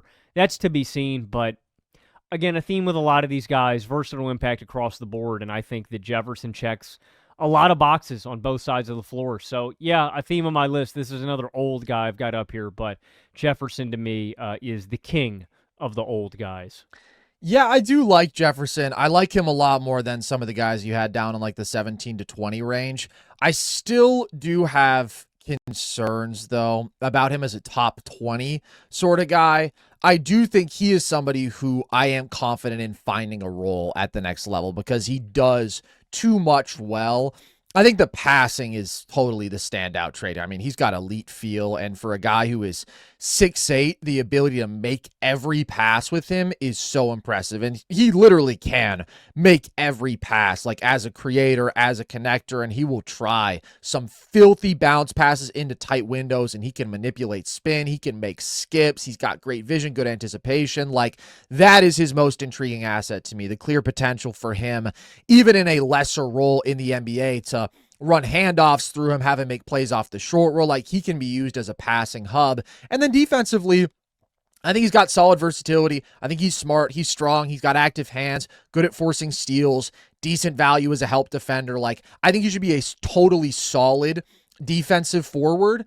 My concerns with him are more so predicated upon how his scoring translates to the next level, because I do worry about the handle with him, as you're saying. I think he's got good craft as a driver. Like, his strength and his size are good, and he's patient, and he'll attack the body. He's got good footwork. But I do think there is some element of him being able to score against lesser athletes in college that I worry about translating to the NBA when you're going up against elite athletes on the wings and in the front court. And the shot is like a real concern with him. And that's where, if I compare him to Swain, it's like, if I'm worried about the shot with both of them, I think there's just a lot athletically that I like more with Swain. He's 34% from three on 3 attempts a game. He's going to have to show that he can make that shot more consistently at the next level.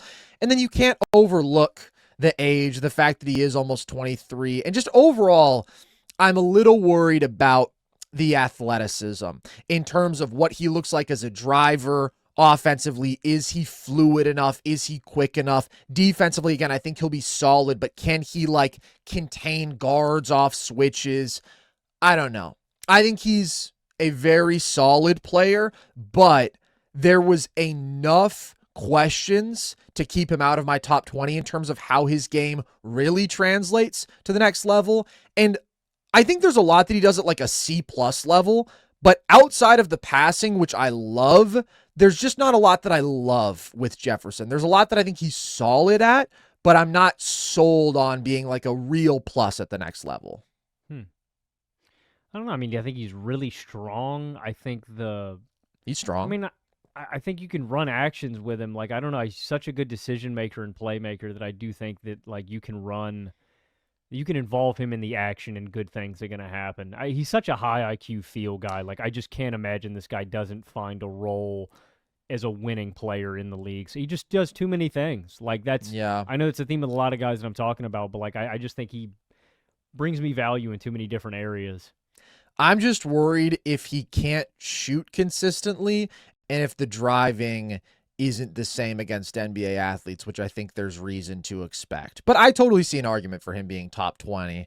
And I guess I could see an argument for him being lottery. I think he's too old for me to have him lottery. I hear that. I think you're really valuing polish, which I get, but also it's like, yeah, 22 and 23-year-olds are going to be more polished. Like Josh Jefferson was not this player until later in his college career, as is the case for a lot of these guys. They're late bloomers, and so some of these 19, 20-year-olds are going to get substantially better over the next couple years. In my 12 spot, Logan, I have the biggest boy in all the land. This is where I have Aday Mara, 7'3" barefoot, 260 with a 7-foot wingspan. We're talking about a giant here. And I love a giant in today's NBA. How can you not love elite size like that, especially when you pair it with some of the intriguing skill that Mara does have? He was, of course, a pivotal part of the national championship run at Michigan and very productive in his minutes. Just 23 minutes a game, but 12 points, 7 boards, 2.5 assists on 66% true shooting. There's a combination of finishing, rebounding, rim protection, passing here that is very intriguing. And honestly, by draft day, I could easily see moving him up into my top 10 just because I'm like so confident in him finding a role. Aday Mara is going to give you 20 to 25 good minutes a game at the next level. I guess the question is just how good are the minutes? Can he take on a bigger role than that? But he's an excellent rebounder on both ends. And defensively, his rim protection is absurd. 4.7 blocks per 75 possessions. Obviously, the size is insane, but he's also got good positioning. And so I think you could say you want to see him add a little bit of strength to get better at playing through physicality on both ends. But he's a pretty big boy still, and that rim protection is elite. Now, the concern with him defensively is just going to be the lack of mobility, and is something we talk about with like Donovan Clingan, right? You can be an elite drop defender, an elite rim protector, an elite anchor on the defensive glass, but if you can't get out and guard in space, that's going to be a problem in certain matchups. But this is where, again, I think he probably is going to be matchup dependent because there is some rigidity with him on both ends, especially defensively, although he's not as slow as Clingan, let me say that. He is always going to be a true deep drop big, in my opinion. But it's also like he just does so much that translates in a base matchup on both sides of the ball that he's going to have a role. Offensively, I think he's intriguing because he is such a massive target off the roll and in the dunker spot, and he's got really good touch around the basket. He's almost 70% on layups. That's insane. He's also a good post-up player. Like, he's very coordinated for being so massive, and he's got good feet, and he's got good touch. And the passing, I think, is one of the traits that people really fall in love with, which I totally understand. Like, he can always see over the top because of his size. You can run handoffs through him. He's shown some really nice passing ability out of the post, a little short roll passing. I do think at times he tries some crazy passes, and so he could cut down on the turnovers. And I also think his processing could stand to be a little bit quicker, but the highs with him as a passer, spotting cutters, throwing lobs as a center, like, we know how useful a passing big man has become in today's NBA, and Mara definitely does have that. So I do feel like he's going to be productive and impactful in his minutes. I guess it's just the rigidity on both ends that does keep him out of my top 10 for now. But I definitely see the argument for him being there. The last thing I would say is I would like to see him add a little bit more of like a floater or some of the touch scoring away from the rim. And also the free throw percentage I would like to see go up, because that being in the 50s, like, for his touch around the basket, I think he could do a little bit better than 56% from the free throw line. But he's a really good player, and I assume you're going to have him a little higher.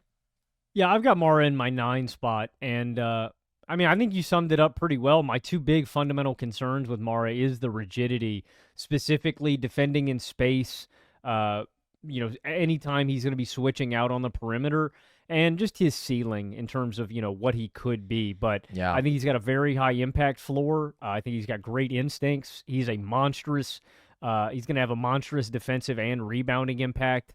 He's got good hands, runs the floor well. Like, I think there's a lot to like with Mara, but even though I do think there's some rigidity and a maybe limited upside with a guy like Mara, we talked about this before on the show, but I think guys in Mara's archetype, and literally guys with just the raw size that Mara have, are going to go up in value considering the teams are going to need a counter to a Victor Wembanyama in the future. Like, is Mara that? No, I'm certainly not saying that, but I think that you're just going to notice an uptick in teams needing a giant to counter giant minutes potentially, and so I think there just could be this world where fluid guys with this kind of size like Mara just every single year spike up in value, and that's one of the components of why I have him in the top 10, but I think he's got one of the highest impact floors in the class, and it's like, I don't know, I don't have a ton of questions about, about Mara and what he looks like at the next level. Like, I can pretty seamlessly just see him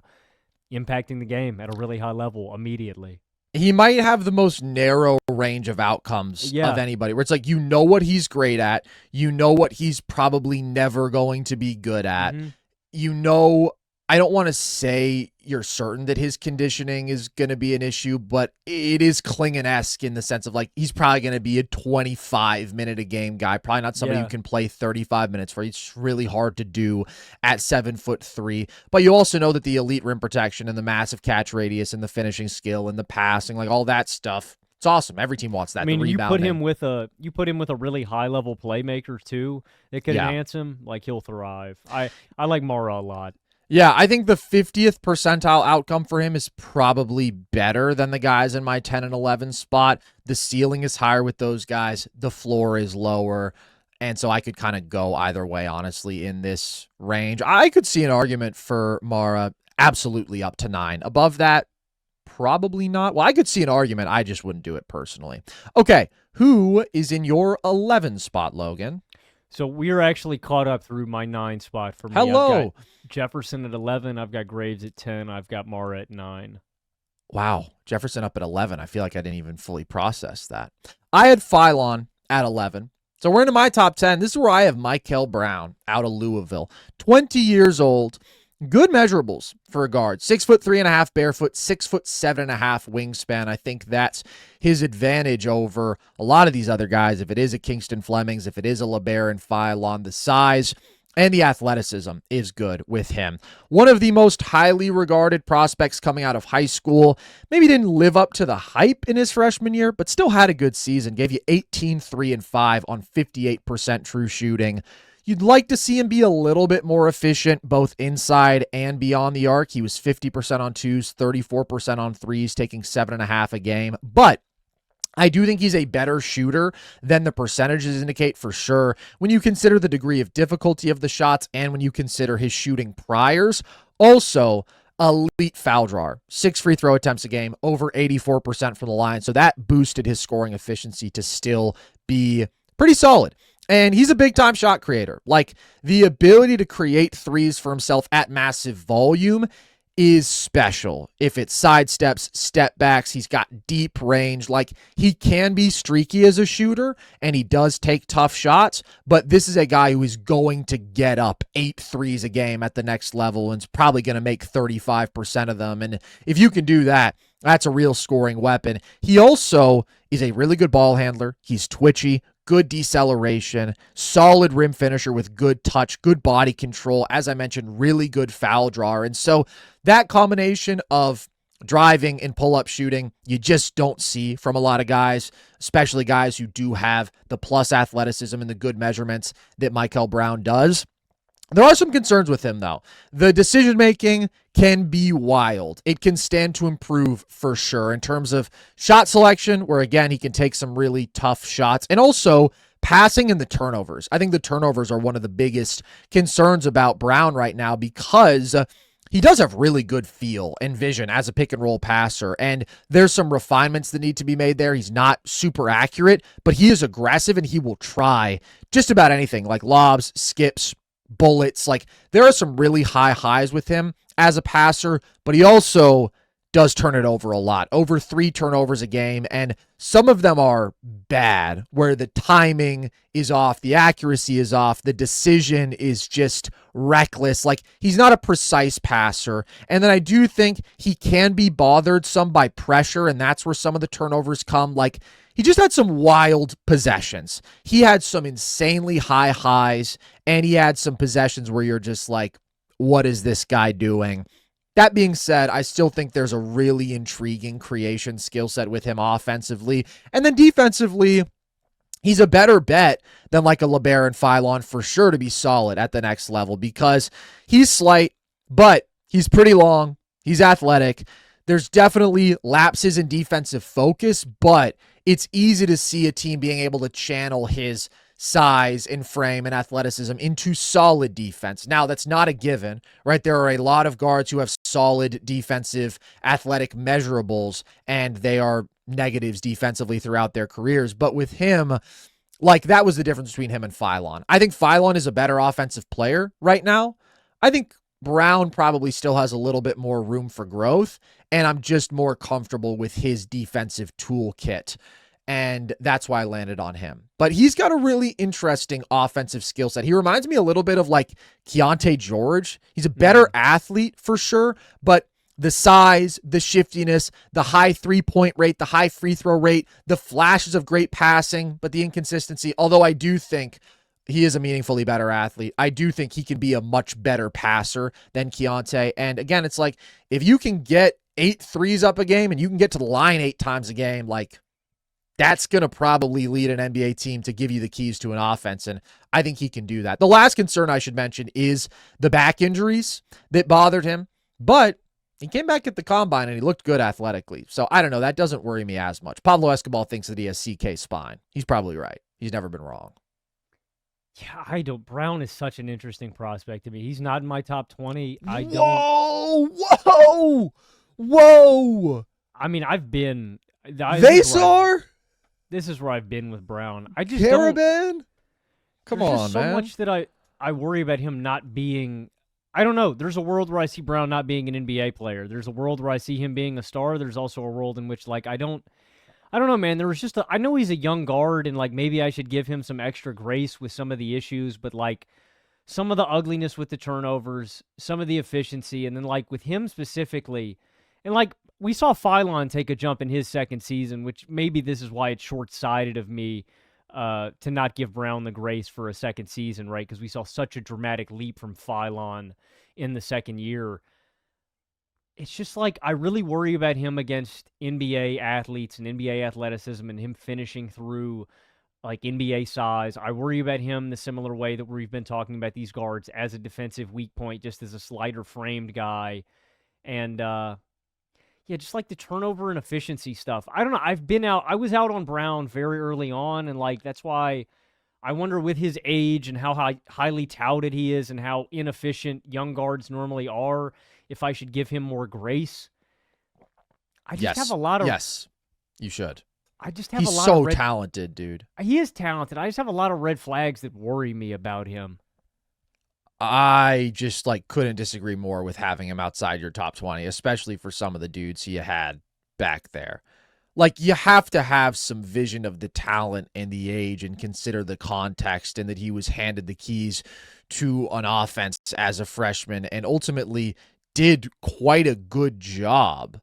Like, he led a very good offense and was still like reasonably efficient.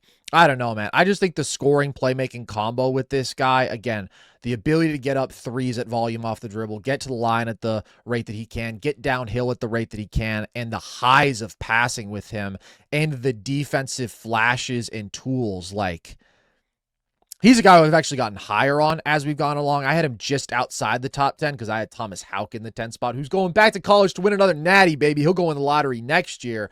But Brown was already knocking on the door. That guy's going back to college? Yes. Holy shit, he's going to be like 25. He'll be number 1 on my big board next year. Yeah, oh my God. He's Logan Camden maxing. He's just appealing to you. Yeah, he wants to win another natty, bro. That's why he's not here. Otherwise, I would still have him as a lottery guy. I think he's really good. But Mikel Brown is just way too good to leave outside the top 20. That's nutty. That's crazy talk. All right. So we're caught up through your 9 spot. I guess it's back to me. I've got another freshman guard here. This is where I have Brayden Burries, 20.7 years old, out of Arizona, 6'4" with a 6'6" wingspan. He is different, very different from a Mikel Brown or Labaron Philon in the sense that those guys are like high volume pick and roll operators, guys who, if it all works out, are offensive engines at the next level.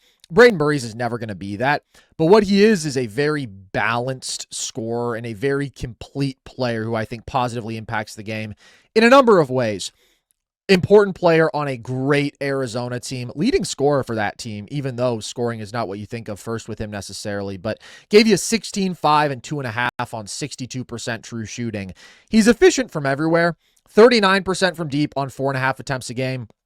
Excellent spot up guy. I think he's a high level pure shooter, but not an elite shooter in the sense that we haven't seen him do a ton off movement. He's not going to be like an off screen weapon, but if you get him a good look, he is a knockdown shooter. And the off ball scoring with him overall is just really good. Like, he's a good driver. He's a good closeout attacker. Transition, he's elite. He's bouncy. He's got good footwork as a driver, good strength for the size, good speed with the ball. And so he's 67% on twos, 39% on threes, with a good balance between twos and threes. That's going to turn some heads already. And then he does have something to him as a creator. Like, he's actually a pretty good pick and roll creator because he is a strong pull-up three-point shooter. He does have a really good mid-range floater game. He's a good finisher at the rim, and he has good craft and footwork as a driver. He's got this little low pickup move that he loves that is pretty nasty, and he's just tough to contain downhill. Like, he plays with good pace. He's a solid passer too, and then defensively, he stands out. Like, he's got good size. He's a high motor defender. He's going to bring a lot of ball pressure. He's going to be physical. He's an irritant. He's got really good hands. Fundamentally, good defender, good technique, good instincts, good defensive playmaker, good lateral mobility. Like, he is not going to be an all defense level guy, but he's got solid matchup versatility because he can guard a little bit above his position or his size. And he did take on some big point of attack matchups at Arizona and did a good job. So really the only knock with Burries is just questioning the ceiling because I don't see a particularly high offensive ceiling. Also, there are some little things. He did have some turnover issues when he was pressured on ball and made a couple passing mistakes under pressure. He doesn't have an elite on-ball offensive trait, but again, I just don't think that's his role. I think he's a secondary, maybe tertiary ball handler who's good at that, who's efficient with his touches, who hangs his hat on really good shooting, awesome transition scoring, closeout attacking, clear plus defense. Like, he just feels like a good bet to be an all-around positive contributor on both ends. And I do think he's a winner. And I do think he does the little things. And on top of that, he can handle and shoot and drive. And so I said he felt a little Derek White-y to me when we talked about him a few months ago. And I still can see that path with him. So I like Burries a lot. I like Burries a lot too, and I mean, I think you hit it on the head. I don't think there's an insane ceiling here, but I think the floor is very, very high, and he's just going to be a good player at the next level. I've got him in my 6th spot just because of how confident I am in that skill set. Like, I just think he's bound to be a really good player.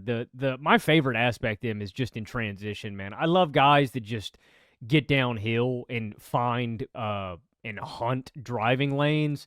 And Burries is one of those guys who, if he's got a gap, he is shooting it. He is attacking it with power. He's going up strong. And so I love him on closeouts, on in transition. He's got a versatile offensive game, like you're saying, too. I think he can do a little bit on ball. Most of it is going to be what he can provide off ball. But I think he's a versatile player. And then defensively, I'm not worried about him. I think he's a real plus there on that end against guard matchups. And he gets to the line a decent amount. He's really well-rounded, and I think is going to be a good player for a long time. And like you said, man, I just think the guy's a winner. So I just have less questions about Burries when I compare him up to other guys. Like, I just think he's a very sure thing. Yeah, that's fair. I mean, he's not the creator that Flemings or Philon or Mikel Brown is, but in terms of the complementary skill sets, he's absolutely the most sure thing. And that's where I landed on him above Brown and Philon, still one spot below Kingston Flemings, who I did have at 8, though, because I do think Fleming's creation skill set is very intriguing to me. But I don't know. I could move Mikel Brown, honestly, up all the way to 8. Like, these 3 are pretty close to me. I like Mikel Brown a lot. Okay, who is in your 8 spot, Logan? I've got Keaton Wagler here in my 8 spot. Okay. And I think I bumped Wagler up a few spots from where he was last time we did this. I think he's just got incredible shooting touch and range for a guy and a handle for his size. I still have some of the similar concerns that I mentioned with Wagler from the last time that we talked about him. Like some of the other guys we talked about today, I worry about his athletic imposition and his explosiveness on ball, specifically his ability to really kill guys out of isolation and create his own shot at the next level. You know, he's got a good handle for his size. Is it an NBA handle? Is he going to be able to create real separation at the next level? I don't know. You know, a lot of his offense that you see him create at Illinois is off of screens, and you know, it's with an advantage created for him. Not that that's a problem, but it's just going to determine his role at the next level. Is this a guy that is a number 1 that has a superstar kind of ceiling, or is he a guy that's a number 2 or number 3 offensively that, you know, you run some offense through? That's to be seen. That being said, though, I think he does have on-ball and off-ball scoring versatility because of what a special shooter he is. He's got really good off-ball instincts. He can relocate within the offense. He's a really good pick-and-roll operator, and like I said, when you do give him a screen, I think he can get to his looks. He's very jump shot heavy and jump shot reliant. This guy rarely gets downhill fully. And like I said, I think along with that, my big concern is just the isolation scoring. Is he going to be able to break down defenders at the next level? He's not super explosive, but 6'6", 185 pounds. And that's really the selling point, is just the handle and the shooting ability at this size. There's star upside here with Wagler, and that's why I couldn't leave him outside of my top 10. I can see a world where he develops the kind of shiftiness and the off-the-dribble shooting game and can create separation with his frame at the next level that I look at and I go, yeah, this guy's got it. So I think there's a range of outcomes with Wagler, but I think at the floor, you're getting a good shooter and a good scorer, and at the high end, I think you're getting a potentially a superstar. Wagler's grown on me as we've gotten closer and closer to the draft, and I could have him up as high as, honestly, I would hear an argument for maybe like number 6 or number 5. Like I do see that kind of upside with Wagler, but I'm going to split the difference here, and I'll go with him at 8. Yeah, you're about to hear an argument for him at number 5, because that's where I have him. I moved him up 1 spot. I mean, I was already a Wagler guy. I just think the offensive skill set at 19 years old really impressive. Does have star potential, and it's sort of like if he's not a star and what happens is he's a secondary creator who still just sprays threes off the catch and is a great offensive rebounder, like, I'm good with that, you know? So that's where I think the floor with him compared to another very talented 19-year-old guard like a Darius Acuff, like the floor with Wagler is higher. The ceiling maybe isn't quite as high, but I don't know, man. Like, he's a ridiculous pick and roll scorer. He was 95th percentile pick and roll efficiency at massive volume, and he is a ridiculous shooter. Like, there's an argument that he's the most valuable shooter in this class from beyond the arc because of the variety of ways in which he can get it off. Like 40% on catch and shoot threes, 42% on off the dribble threes. He has one of the most impressive step back threes I've ever seen from a prospect. Like, the space creation is nuts. He just springs backwards, and his balance and shot making is incredible. So it's like, if you can get to that on an island at will, that alone, when it comes to his isolation scoring, alleviates some of my concerns about him being able to score against super athletic defenses in isolation. Because it's like, if he can get to that step back, that's a weapon he can always lean on. Now, I do think it's fair to wonder what his offense looks like at the next level against really good athletic defenses when he isn't working with the screen.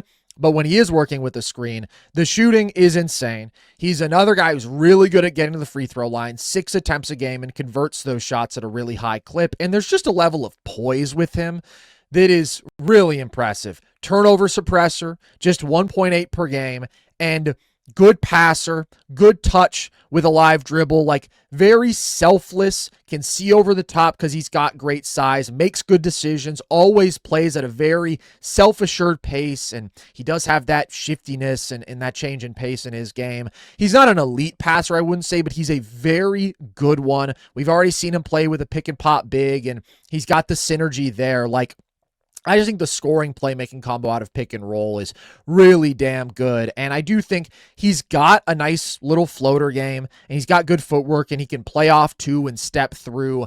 I do have some concerns about his finishing. I think he's just decent there, and I'd probably like to see him add an even more robust advanced floater game considering that. But I still think he's pretty much got the answers out of pick and roll offensively. So I don't know. It's like maybe he's not a lead creator for an offense, but like I said, with the shooting, with the passing feel, with the pick and roll offense, he still can bring you, even if it's as a secondary creator. And again, 1.9 offensive rebounds a game is awesome for a guard. There's just a lot to like with Wagler. And defensively, I think he's just going to be okay, but he has at least the size to like hold his own there, or at least be a better bet to hold his own than a number of these other guys. And I think even if he doesn't pop as like the number one superstar talent, I still think he has all-star talent as a number two potentially with what he could do, literally just scoring the basketball, man. He is really impressive beyond his years for a guy like in terms of shooting ability. It's pretty incredible. Shooting and decision-making and ball handling and craft. Like, again, for 19 years old, 6'5". Yeah, exactly. It's impressive. So I am definitely in on Wagler. Okay. In your 7 spot, Logan, who do you have? I've got another one of your boys baby. in this draft class. class. We're going to agree. It's Yaxel time. Come on. It is Yaxel time. We've glazed the Yaxel Lendeborg a bunch on this show, so we're going to do it one more time. The guy is... Honestly, he's the pinnacle of the guy I've been describing ambiguously throughout this episode. The old guy that really versatilely impacts the game in all the different ways. Like, Yax is the king of this archetype. He's so unbelievably good. Like, the winning skill set and impact floor is immaculate with Yaxel. The versatility, the basketball IQ and instincts, the defense, the rebounding, the hustle. And, like, the one concern I would have about Yaxel would be the shot, and I still think that's probably one of the bigger concerns. The big-time shot-making we saw from Yaxel throughout the tournament and in big games for Michigan, it doesn't wipe away that concern, but it's like the guy hits so many big-time looks that it's like I just see it translating, and he brings me so much value in so many different areas. He was 73% scoring field goal percentage in transition. He was 69% at the rim. The guy is just so freaking strong, and I think he's going to be able to weaponize that strength in a myriad of matchups against guards and against bigs, right? It's like this balance of you put a small on him, and he can just big body him. You put a big body on him, and he can blow by him. He's a versatile defender. The guy averaged nearly 1.5 blocks per game, over a steal a game as well. He had a defensive field goal percentage of 30% this season. Like, Yaxel is just a man. He brings it defensively in a multitude of ways. Offensively, he can do it in transition, in the half court. He can space the floor. Like, he's a good offensive rebounder. He's just a total package, man. The guy has played so much basketball. He is just going to help you win basketball games. And I am praying, we're going to do a mock draft later, so we'll get into best destinations for these guys. We'll run through that later, probably next week at some point. But Yaxel is one of these guys that I really want to see go to a contender. And it's weird, right? Just because he's older, I'd like to see him go to a winning team where he can help them win basketball games immediately. But I just think he's a known commodity, and he's a really winning prospect. So I could see any team picking in the top 10, selling themselves on Yaxel. Like, he is one of those guys I could talk myself into for literally any of the 30 NBA teams. He's a winner, and Yaxel's a Nerd Sesh legend already. Yeah, ageism be damned. He is going to be almost 24 years old on draft day. Don't care. Like, yes, he's a super senior, so he's supposed to be polished. He's supposed to be better than all these other guys. But he was. I mean, he was the best player in college basketball, not named Cameron Boozer. He was the best player on a national champion, and I actually think he's not going to be a better NBA player than college player, but his game is perfectly built to translate to the NBA. Like, if you think about all the boxes that teams want checked from a forward at the next level, size, A+, bro. He's 6'9" with a 7'3" wingspan. Also 230. So strength, physicality, A+. We know how much we value that in the postseason, especially in today's NBA. Overall versatility, A+. This guy does everything out there at a plus level. Rebounding for his position, A+. Shooting, I'll give him a B+ because we only really have this season of him shooting it as well as he did, but he was over 37% from deep on legitimate volume, 4.5 attempts a game, and he was over 82% from the free throw line, so I totally buy the shot. Finishing at the rim, I mean, close to an A+. He was like 70% at the basket, crazy efficient. Feel, A+. Like, I'm giving a lot of A+'s here, but truly he is a ridiculously high field passer and a really good connector for an offense. And so if every NBA team is looking for guys who are big and strong and skilled and smart and can fill a bunch of different roles for you, how is Yaxel not at least a top 10 player in this class? To me, he is. He does so many complementary things on both sides of the ball. I mean, as a rebounder, he's stellar. In transition, he's an absolute weapon. Like you mentioned, we've seen him be an efficient pick and roll creator. I don't think he's going to do much of that at the next level. But again, it's just another thing he can do for you in spots. Defensively, this is a guy who is going to be a plus and is a good off-ball defender and does have switchability. Like, he is going to be impactful at the next level. He's old. He's really old. That's why he's not in the top 5. If we were judging him, if he were this player as a 20-year-old, I mean, he would go in the top 4, but he's not. He's almost 24 years old, and that has to be considered. That's really the only knock on Yaxel, the age and the ceiling, but I love him. He's like everything that I look for in the superstar role player in today's NBA. And I mean, if he was doing this at 30, he'd be number 1 on my big board. So, That's true. You know, I always said that Brandon Weeden was my favorite quarterback prospect ever, and that's just because he. Oh, what about Chris Weinke? I thought you liked Weinke. I was about to get to him. More. You know, okay. Well, see, Weeden had a multitude of experience, and he pitched in the minor leagues, and that's why he would probably be my number 1 ever. But Weinke left, came back, and then won a national championship as a grandpa. Like, that's why they're my 2 favorite QB prospects ever. And Connect was number 1 on your board, and Duarte was number 1 on your board. I loved, I knew it's a shame that Yaxel isn't a little bit older, because you are into the older folks. I mean, we were just talking about this. You like somebody who's really had some life experience, and they can show you the ways. Yaxel's that guy, though. I love Yaxel. All right. Who's in your 6th spot, Logan? So I'm into my top 5. I have Yaxel at 7 and Brayden Burries at 6. That's right. Okay.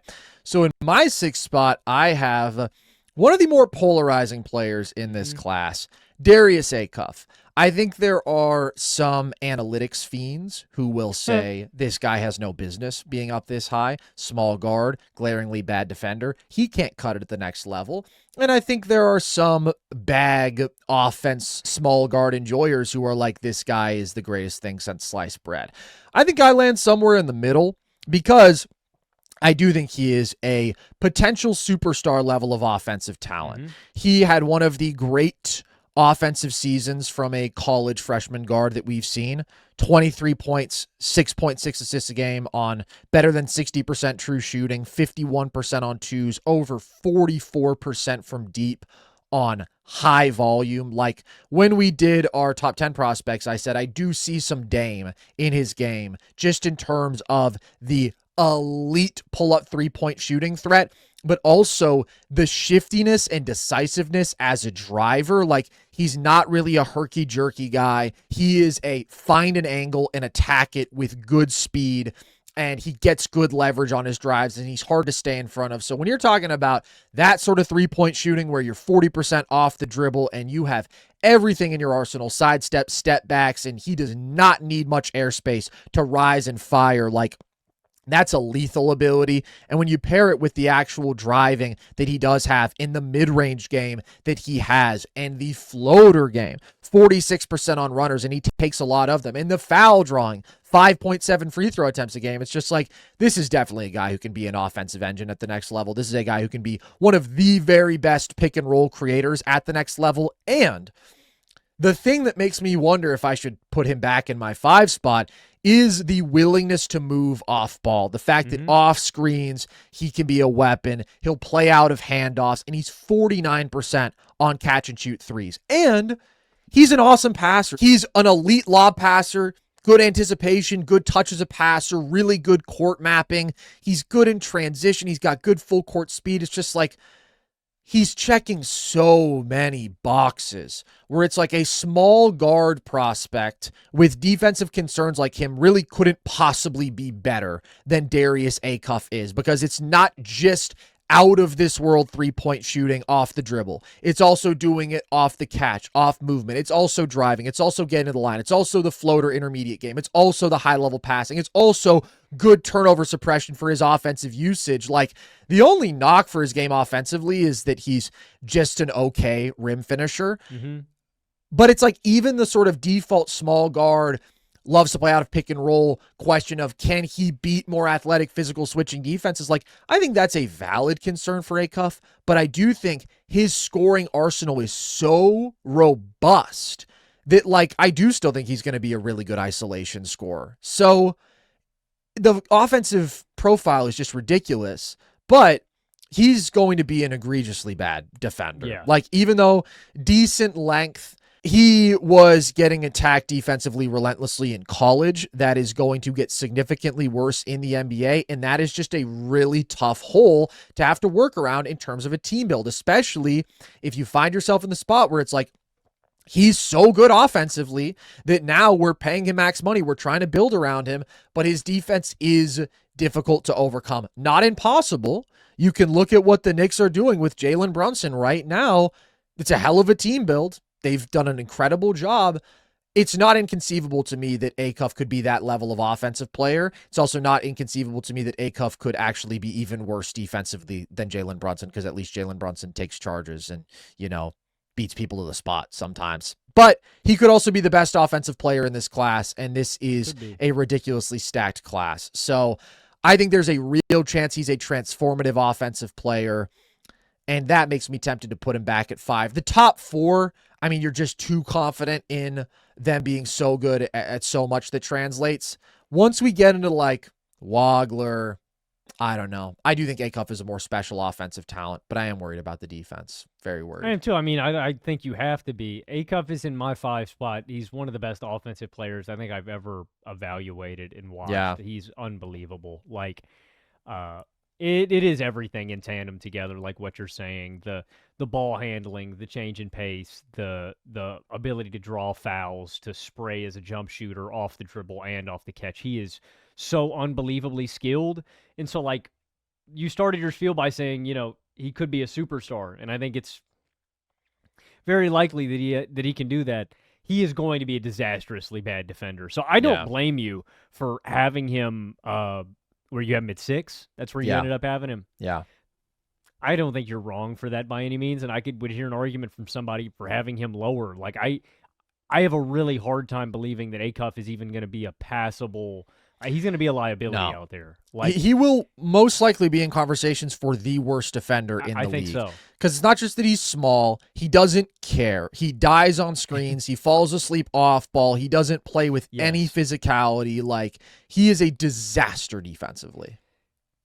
And so that's why when people would push back, he's just going to have to be so good offensively that, you know, to offset that. That being said, he's an unbelievable offensive prospect, and I do think he's going to be that good offensively at the next level. But like you're saying, it brings in a very specific team build, and so teams are going to have to kind of make the judgment call of, is it worth it? Do we go all in on building around him? Is he that good of a player to justify, literally building a team around him? And that's going to be one of the questions. But I think he's got superstar upside. I think he's going to be amazing offensively, and I'm excited about it. But yeah, he's he's probably the worst defender maybe in the class. Like, I don't know. Yeah. He's up there for he is, I would say. On the short list of worst defenders in this year's class. Yeah, I think Acuff discourse throughout his career is going to be wild because there's like a super high chance that he averages an efficient 25 points, 8+ assists a game, and maybe isn't that impactful, but also it's like, man, how do you deny that level of offense? And I've seen some people, I think, getting too low on Acuff where you're like dropping him outside the top 10, and I'm like, man, I don't know. I just think the offensive skill set is too special. I think the finishing is the one concern that it's fair to have, and that's where he's not like a Damian Lillard, but he could have a Dame rookie season. Like, it's not inconceivable that he puts up the best offensive numbers in this rookie class and like meaningfully improves some offense as a rookie. And then people are like, oh my God, Acuff should have gone top 3, which personally, it's tough for me to see that path, but the offense can be really special. So he is polarizing. I think I'm somewhere in the middle, but maybe I'm an Acuff optimist in the scheme of things because I just think his offense is that crazy. I think compared to the other nerds, I'm an Acuff optimist. All right, now we're to the top 4, Logan, and we've talked about these guys a lot, so I think we can move a little bit more quickly. Who's in your 4 spot? Yeah, not a lot has changed for me in the top 4. I still have Caleb Wilson here, and I really like Caleb Wilson. He is an incredibly explosive, powerful, and fluid athlete. The guy is 19 years old. He's going to turn 20 next month. He'll be 20 for his rookie season. And he gave UNC 29-3 on 62.6% true shooting with damn near 3 stocks a game. It's also getting to the line 7.5 times per game. He is... the explosiveness, the athleticism, the coordination for his frame is unbelievable. 6'9.25", 211 pounds with an over 7-foot wingspan. And you just see him impacting the game versatilely in so many different ways. Rebounding, what he's going to be able to do on the glass. I think he is going to be an absolute transition monster. Yeah. Could be one of the best in basketball in that regard. The defensive versatility and upside is real, especially the defensive playmaking. And then you mentioned this last time we talked about Caleb, but I think there's a budding post game and a nice framework of a post game there with his footwork and his touch on the inside. It's more than budding, dude. It was like his go-to offense in college. He posted up as much as anybody in the country. Yeah, I'm just saying at the NBA level, it's going to be different against guys that actually have his kind of size and athleticism. Mm-hmm. So it's going to be a different kind of game scoring down there. But I do like his post game. The big question, I would say, is his shooting touch in general. The perimeter game, was only shooting about 1 attempt a game in college. 26% from deep. And then the other thing I would say, the finishing at the rim on non-dunk attempts, he was 44%. He's one of those guys, you just throw it up near the rim and he's going to yam it. And so I think he's got real potential as one of the game's elite rim runners and roll men. But the finishing on layup attempts and on drives and stuff like that leaves something to be desired. But, if he can dunk it, he's going to put it down. And then I'd say the playmaking in basketball feel, I think the passing needs to get a little bit better, and I would say his handle, like really creating from the perimeter, that's not really his game right now, but an incredible athlete is going to impact the game in so many different ways off of his athleticism. The post-scoring game is really intriguing, and he's got such a high floor and still has a really high ceiling if he can tap into some of these areas where he's lacking right now. He's still super young. I think in a lesser draft class, I think Caleb Wilson probably has number 1 pick kind of upside. Like obviously this is one of the worst draft classes in recent memory, but like if he was going in the Resache Sarr kind of class, I think Caleb Wilson would probably be the number 1 pick. He would be in a tier of his own. I liked Sarr a lot, but no question he'd be the number 1 pick in that class. Yeah. I think Acuff would probably have a chance in that class too, or something like that. But I just say that because this is such a loaded class, and just because Wilson is at number 4 should not take away from what an elite high-level prospect he is. Yeah. I think any team that has a chance to get Caleb is going to be very happy with him, and I think he's an absolute stud. This top 3 just happens to kind of be impenetrable, in my opinion. And the fact that Caleb's coming off of an injury compared to those guys, I think factors in. But I love Caleb as a prospect. I think he's a stud at the next level. Yeah, he absolutely is. And he could be a number 1 overall pick in a weak class. There is a tier break, though, between the top 3 and him. And I've seen a lot of people present it as the big 4. And it's like, Caleb Wilson is locked into my 4 spot. I wouldn't put anybody above him, but I also wouldn't consider him above any of the top 3. I do think he can be one of the most imposing athletes on both ends of the floor in the NBA. He is ridiculously explosive, fluid, and he is so active. Like, he weaponizes that athleticism around the rim so much offensively. He can be one of the best transition players in basketball. Defensively, I think some people have maybe been overly critical of the fact that he had some lapses in college. Like, he's 19 years old. Look at the athletic foundation here. Look at the highs. Look at the ability to produce stocks. Look at the ability to make destructive plays as a help side rim protector and make these incredible chase down blocks in transition, and to be such a menace trapping and guarding in space. Like, I think he can be one of the best defenders in the NBA. And then you pair that with elite rebounding, elite foul drawing, elite finishing on dunk attempts where he's such an explosive leaper. And the mismatch stacking to me is a meaningful skill set that he has. Like, obviously his offensive approach is going to be dramatically different. He's not going to be getting 8 post-ups a game in the NBA, but he was a 92nd percentile post scorer at massive volume. And the combination of size, athleticism with like craft he has down there, the footwork, the step throughs, the up and unders, like the depth of counters, the physicality, the willingness to initiate contact, the hang time where he can shoot over top, the body control where he can find angles and adjust in the air. Like, all that stuff is going to translate in a role. It'll be on lower volume, but that's still a difference maker. And I love his footwork overall. I mean, in transition, you see he can just fly end to end and he'll just Euro around somebody and punch it. What he can do as a cutter in the dunker spot is so impressive. He's got great hands on both sides. Like, I think Caleb Wilson is a monster. I think the versatility, the athleticism shines for obvious reasons. I do just have more concerns with him than the other guys. The handle, in traffic especially, can be a vulnerability. We don't really know if he has any jumper outside of like 15 feet. Like, he likes the turnaround out of the post, but he didn't even hit those at a good clip. And the 3-point shot off the catch just doesn't look natural. Like, the energy transfer is not very natural. And he was 38% in terms of his effective field goal percentage on jumpers in college at low volume. So I think you're hoping he becomes a passable shooter.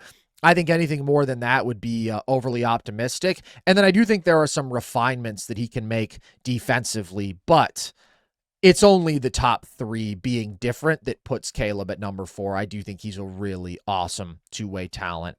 That being said, Logan, we're into the top 3 now. We've known who these names were going to be since before the season even started. The only question is the order. Who do you have in your 3 spot? I have not changed from my original top 3. I've still got Cam Boozer here in my 3 spot, but as I've said all year long too, I mean, I think you can order these guys however you want. I wouldn't really push back too hard if you had Boozer at your 1 spot because of his polish or something like that. Boozer's just so rock solid and impacts the game in so many different ways. The offensive game, because he is a bit of a tweener, right? He's 6'8", 250 pounds. He's got a 7-foot wingspan. So you go, is he a 4? Is he a 5? Is he going to split time at the next level? I think the best spot for him is probably a 4. But again, he's so versatile. I just wouldn't get caught up if that's like your hang up about Cam Boozer is just his size or something. Like, he's impacts the game in so many different ways. Like, I think he's got his lack of verticality, so he presents limitations as a rim protector, obviously, but offensively, he's a monster out of the pick and roll. He's a really good playmaker for his size too. Like, I like his the the balance of his game. I don't ever feel like Veesar really forces the issue a ton. Like, I think he makes really good decisions. He has good shot selection, and he's super strong. Like, that's my favorite thing about Veesar is just his strength. And the guy's going to come in and be able to weaponize that. Really good finisher, really good post scorer and mismatch attacker at the next level. And, again, I just think the versatility of his game, being able to space the floor, being a high-level playmaker for his position. Is he going to be able to initiate and put the rock on the floor at the next level a ton?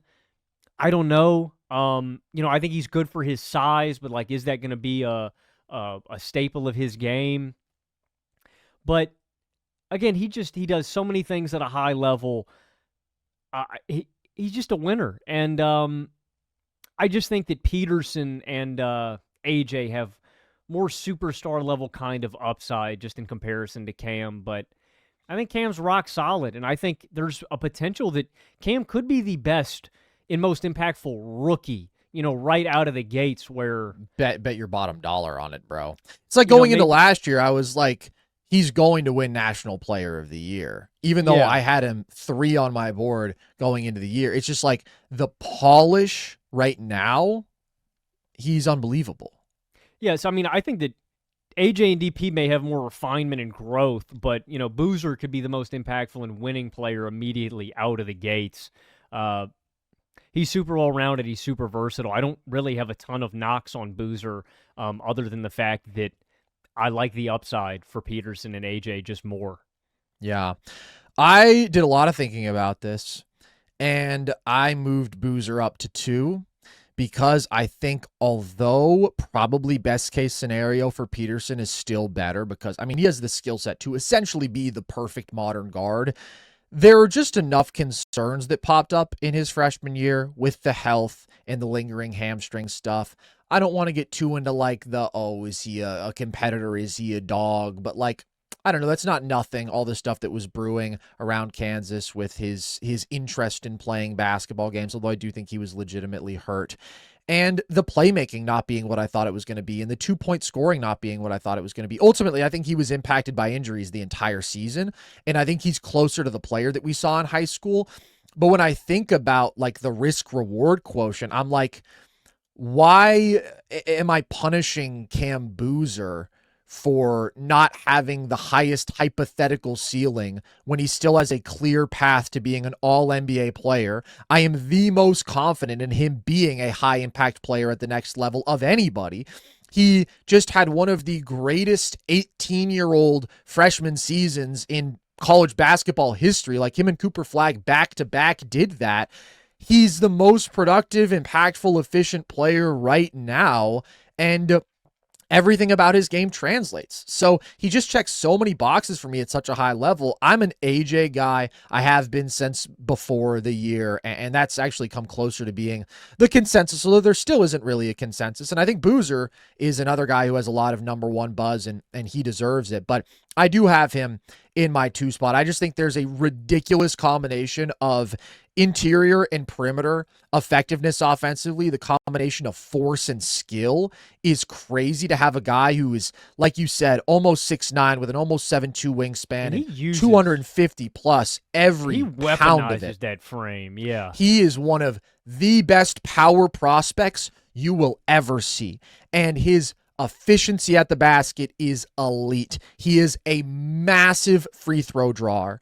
The potential for him as a mismatch attacker is massive. Like, he is so strong, but he's got such great footwork playing off 2 feet. He is so strong and intentional. He has such good touch around the basket. Like, the thing is, he has all of this skill, right? He has this dominance on the inside, and he shoots 39% from 3-on-4 attempts a game, and he has shown an ability to handle and facilitate out of pick and roll that is crazy for a big man, and the passing feel is special, and the hands are so great. Like, he has all the skill, but also it's the IQ and the decision-making and the fact that he doesn't take bad shots ever. He doesn't make bad decisions ever. He is super smart and selfless and opportunistic and aggressive when he needs to be.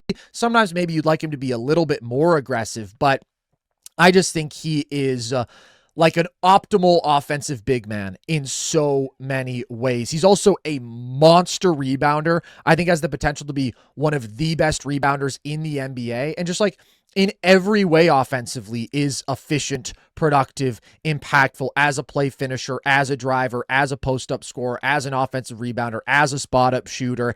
Everything he does really well. And so there's just a million different ways to utilize him and have him like majorly positively impact the game. He's an elite competitor. The cliche is that he's a winner, but he is. Everything he does out there on the court positively impacts his team's chance of winning. And so the only concern I have with Boozer is what level of defender he is. Because even like the offensive ceiling point, it's like, no, he can't be a scoring champ like AJ can. He probably doesn't have the same offensive ceiling that Darryn Peterson does. But it's like, would you be surprised at all if he averaged 24, 12, and 5 on 65% true shooting? Like, that's an outcome for him. And what's the floor? The floor, it feels to me, is like, oh man, he's like a 19, 11, and 4 guy super efficient. Like, I don't know. I just know Cam Boozer is going to be a monster offensively. And then defensively, you're right. The concern is that he's not much of a rim protector. But he's so smart. He's so positionally sound. He can switch decently well. He's got really good hands. Like, if I liked his defense a little bit more, he would be my number one. But as things stand, like, he is just about as sure of a thing as you've seen from a prospect, right? Outside of the absolute freak outlier that is a Victor Wembanyama, if I were going to put my money on anybody to be a stud, like, it's not far off from Flag in terms of my confidence in how good Cam Boozer is going to be at the next level. The question is just, is the ceiling AJ Dybantsa's? And the answer for me is not quite. But I think Boozer at 1 makes a ton of sense for people. I'm not so sure that Boozer's a 5 at the next level. No, I think he's probably mostly a 4. But I think that's fine because his offensive skill set is so well-rounded. I agree. And I think that it's honestly appealing. I just think it would be out of position where I think he would, if he was the lone rim protector, and I think you can probably go to that in spots against certain matchups, and that is an appeal of Boozer. Yeah. But I do think long-term, ideally, you have him alongside another 5. But I think that maximizes what he's capable of, because he's not going to be bad as like a help side guy or like in spots when you need him to be the hot guy, sliding and protecting the paint. But that's kind of my only concern. But I agree with you. I mean, in terms of confidence and the range of outcomes, like, that's kind of crazy to say about a prospect, but I do agree with you. I think you're very certain of what where he's going to land in that, and where he's going to land is basically an all-star, caliber kind of player. Yeah, I mean, we did this exercise with Yaxel. Take it with Cam Boozer and juice everything. He's way younger. And make him 5 years younger. He's the youngest even of the big 3. He's a year younger than Caleb Wilson. Like, it's insane how good he is. But again, you go size, strength, feel, shooting, ball handling, play finishing, rebounding, versatility. He's got it all in spades. So I love Cam Boozer. I really do. I think there are too many people, and I think this happens less now, but who look at him and because his game isn't flashy, it isn't sexy, they go, oh, how is that going to translate against better athletes? And, that's not going to work the same way in the NBA. And what I think is Cam Boozer can bully just about anybody. I mean, 6'9", 253 with the craft and the touch that he has and the overall offensive versatility. It's like there's just no way that doesn't translate. In my 3 spot, though, I have a guy who coming into the year was one of the most hyped guard prospects in recent memory. And I had him at number 2 from before the season until this episode, until just the last couple days when I thought about it. This is where I land on Darryn Peterson, who is 19 and a half years old. And like I said, he has the path to being like almost the perfect modern guard. If you look at what he did in high school, because that's where we saw the elite pick and roll scoring. That's where we saw the high level playmaking, the stuff that didn't translate at Kansas, where he was a 20th percentile pick and roll creator and wasn't on ball as much. And the passing value wasn't what you would have expected. But if he gets back to that, and if he can tap into his defensive potential, this guy can do everything at a high level because the shooting ability is absolutely absurd. Like, I do think, for my money, he is the best shooter in this class, and he's one of the better shooting prospects we've seen in a while. Like, 43% off the catch from deep, and we are talking about an elite movement shooter. We are talking about a guy who can run off screens all day, and he's willing to do that. And he's also an elite pull-up three-point shooter. And he's a damn good mid-range scorer, like an elite mid-range scorer. And he's got a great runner game too. But the combination of footwork, size, balance, shot making, and the ability to do it from any spot on the floor out of any action from this guy, from deep range, absolutely ridiculous. He is a preposterously gifted shooting talent, and he's a high-end athlete. And that's where, again, he didn't look the same athletically at Kansas, but like, the first step, the aggression downhill that he played with in high school. I mean, this was a massive paint attacking, free throw drawing guard, and that's not what he was at Kansas. But if he can get back to that, like, what a special player. So I do blame the injuries for not seeing his usual explosiveness, not seeing the same downhill attack or finishing at Kansas where he did pretty much live off of the jumpers. It's just tough because it's such a bizarre season. And when I think about what Boozer and AJ showed me this year, what they concretely showed me, it's like, does it make sense to put DP higher than either of those guys off of the optimistic best case scenario? For me, it's just like, I don't know. I mean, I have a couple questions about him. I have so few questions about the top two, but is there a world where DP is the best player of all of them? Absolutely. Is there a world where DP is an MVP caliber player who is one of the best three-point shooters in the NBA and one of the better driving guards and one of the better playmaking guards and one of the better defensive rebounding guards? Like, all of that is in there. But right now, with how confident I am in the top two, I dropped him to 3. And one of the best off-ball guards in basketball, too. 100%. That's a huge component of it. I don't blame you at all. I mean, those are my exact same concerns about Darryn Peterson, too. It's really I just don't like banking on high school tape from anybody. The last guy that I can remember having this kind of debate about, and obviously it's to a different level because of how his college career played out, the lack of it playing out. But I think back to a guy like James Wiseman, where, like, even on draft night, people were going back and going, well, you know, Wiseman looked like this in high school. And, like, I don't ever like resting on those kind of laurels. Right. But, I mean, DP did average an efficient 20 a game for... No, that context is important. I'm just saying the flashes program that you saw, the game is so different. I think yeah, you're but I hitting it just on the think head. the injuries were a factor. You're I mean, that's taking where I the come words down out of on my it. mouth. Yeah. I mean, yeah, I was just going to say, like, I do think it's mostly because of the hamstring injury. All I'm saying is, by and large, I don't ever like it when you're going, well, he did this nice in high school ever with a prospect. That, to me, is a major red flag. I'm just saying that I think it's going to translate. That's why he's number 2 for me. I think he's the best shooter in the class. I think you didn't see him fully tap into what you expected out of him. But all I'm saying is I don't think it's irrational to move him down to 3 because of those concerns. It's weird. I have a weird feeling in my gut, in my stomach about Darryn Peterson that makes me kind of ornery about him because, like I said, I just don't like having to go, oh, yeah, he did this in high school. Right. So it's worrying, and that's concerning. And this is one of the weirdest seasons I ever remember from any superstar kind of prospect.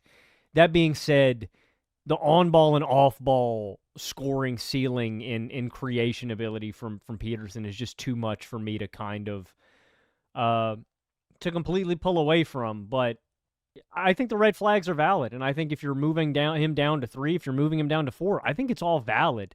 But I'm going to bank on the star upside. I do think he's got all-NBA MVP kind of talents, and it's the on-ball and off-ball skill set. The fact that I think he can work in both scenarios and alongside another ball handler and as the lead guy. I can just see it too clearly and too easily for Peterson where I'm going to keep him at number 2. But, yeah, I understand having your reservations about Peterson as a prospect and a player. I just want to reiterate how slight the reservations are. Like, I think dropping him to 4 would be too far.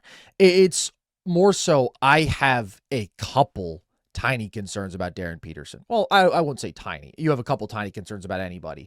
It's more so I love Cameron Boozer. I think all three of these guys are strong number one caliber prospects. We were talking about the best prospects we've evaluated in the 2020s.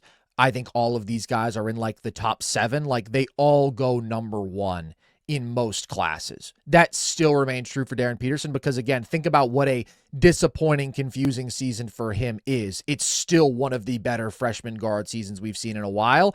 It's just not what we expected, whereas Cameron Boozer was everything we expected, and AJ Dybantsa was everything that we expected. So he does come in at number 1 for both of us. Why is that? Yeah, AJ's a freak. You so easily see the star potential with AJ on display. To me, it's the power, size, and skill combination. We've talked about AJ a lot, but the fact that you're getting this kind of athlete in a 6'8", 220-pound frame with a over 7-foot wingspan. This guy glides through the lane with elite footwork. He can finish ambidextrously. He can do it in the half court. He can do it in transition. And he combines that elite interior scoring with special pull-up jump shooting. Like, I guess my concern with AJ would be the fact that I don't know what kind of caliber of defender, what elite level he'll be able to reach there with his kind of offensive, how much is going to be on his plate offensively. And then I would say the playmaking, scoring balance in dynamic, how is that going to look at the NBA level, where I do cut him some slack because it's like he's the best player on the floor. I understand him wanting to have the ball in his own hands and you know, take most of the possessions. He's going to have to strike that balance better at the NBA level.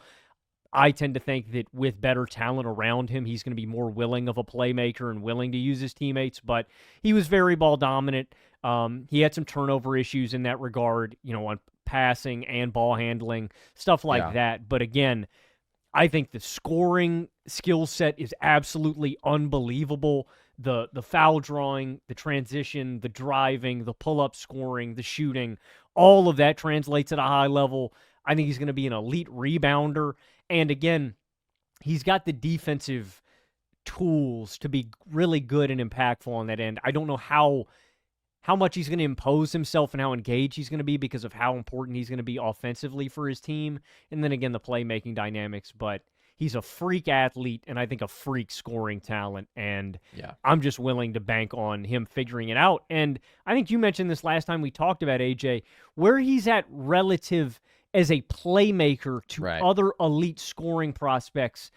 That context is important because he's still further ahead of some of these younger elite scoring prospects that you look at in you know, since 2000. I think he's a little bit further along in that department, even though he leaves something to be desired there.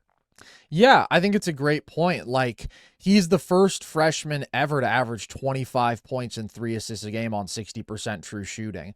And so you would like the passing to be more developed. It's going to have to develop more at the next level. But if you compare him to like a Kevin Durant, that guy was averaging just above 1 assist a game, right? So this is always the last thing that develops for these elite scoring talents. I do think AJ, flawed as his passing is right now, is still ahead of schedule. To be averaging close to 4 assists a game as a freshman is still impressive as an indicator, I think. But he's the best scoring prospect I've evaluated. That's the main selling point with him. I have said I think he's the best scoring wing prospect since Kevin Durant.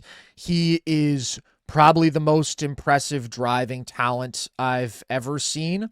I've never seen a combination of the craft that he has, the incredible feet and footwork and balance and stride length where he can just glide and levitate around people and truly get wherever he wants on the floor, with the shiftiness, but also explosiveness that he has, with the leaping ability that he has, with the size that he has. Like, this guy is an absolute train coming downhill. He is going to be impossible to keep away from the rim, and that is his most special attribute. You can fall in love with the pull-up shooting, and that stuff is big time too, but it is the fact that he is going to drive 18 times a game. He's going to get to the line 10 times a game. He's going to finish at the rim efficiently. And what we already saw him do as a driver in traffic with college spacing, especially once Richie Saunders was gone and the offensive talent around him was not good, his ability to still get wherever he wants on the floor in the paint is absolutely unicornish stuff.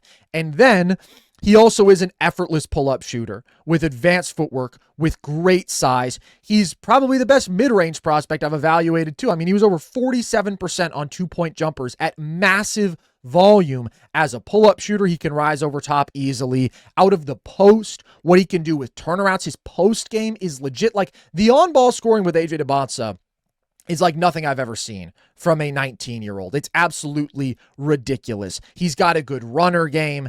He's also somebody with the potential to be the best transition scorer in the NBA when you talk about the athleticism he has in the full court, in the footwork, in the finishing. Like, as a 2-point scorer, he's beyond comparison for dudes who I've watched. To give you 13 2-point attempts a game and make 57% of them with another 8.5 free throw attempts a game, it's absolutely ludicrous, bonkers stuff.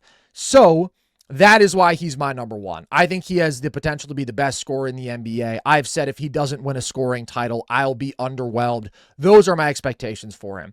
And when you have that sort of scoring ability, the extent to which that warps defenses, like, he is going to be a big-time offensive engine so long as he can just refine some of these other things. But he doesn't have to be a high-level passer. He just has to be solid. He doesn't have to be a high-level off-ball scorer. He just has to be solid. I have talked about there being a Shea-esque gravity to his game that I can see at the next level because he's just that unstoppable as an on-ball scorer. But I do think, like, the potential for him as an off-ball shooter and scorer is there, and I would like to see him tap into that more.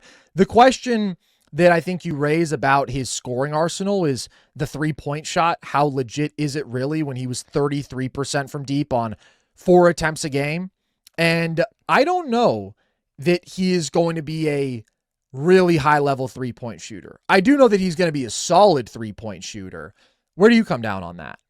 I agree. I think he'll be good in that department. I don't think he'll be anything outstanding. I wanted to ask you, like, considering how ball dominant he was in college, how important do you think it is that, and obviously I think situationally it's going to depend on if he goes to a team with a lead guard. How important do you think it is that he taps into, like, some of these off-ball scoring, like as a roll man, as a cutter? Like, is that a concern for you at all? Like, no, I was thinking more so in like a KD off-ball scoring kind of arsenal, like off-screen coming off stuff screens? As a cutter. I don't think he's ever going to be somebody who's like setting a screen and rolling. I think it's going to be the off-screen stuff, and then he definitely has the explosiveness to be useful as a cutter. And I just think with his athleticism, there's some real offensive rebounding potential, his athleticism and his size. But for the most part, he's going to be a guy you put the ball in his hands, isolation, pick and roll, post up, and you're confident in his ability to generate efficient offense because he's just that special and he's that athletic and he's that crafty and he has that many counters in his bag and the ball handling. Like, he just blows my mind. He blows my mind whenever I watch him. He really does. That being said, yes, off-ball scoring, three-point shooting, those I think are the scoring things you'd like to see him refine, but that's the key, refine. I see no reason why he can't be good at those things on top of the unbelievable on-ball scoring. And then I do think when you talk about his playmaking, you hit on all the right stuff. Keeping turnovers down, dealing with double teams. He had to deal with a lot this year. He saw a lot of doubles. He saw a lot of ball pressure as a ball handler already, as a 19-year-old scoring wing. And so that is noteworthy that he was able to handle that as well as he did. Nevertheless, there were some ugly performances where the passes were inaccurate, where he is shooting against double teams. Like, I actually think he trusts his teammates more than you might expect, more than I thought he would coming into college.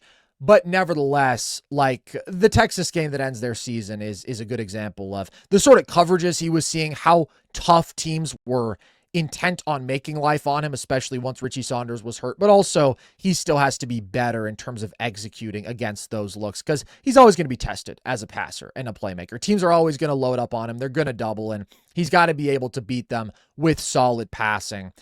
still, I don't dislike the trajectory he's on there. I think it's encouraging overall. And then defensively, yeah, he isn't as locked in as he could be. He doesn't have elite defensive instincts, but the length that he has, the athleticism, the potential as an off-ball defender, the fluidity, like, it's still so intriguing that I would be surprised if he is not a slight plus defensively at the next level. And I'm confident that he will at least be solid, and the off-ball defense should be a plus, and the on-ball defense should be solid. And he's got matchup versatility, and he's a good positional rebounder. So if you're giving me one of the great scoring wing talents we've ever seen, and his passing is flawed but on a good trajectory, and his defense is, again, flawed, but like the skill set is so elite, I just think I would have to take that guy number one.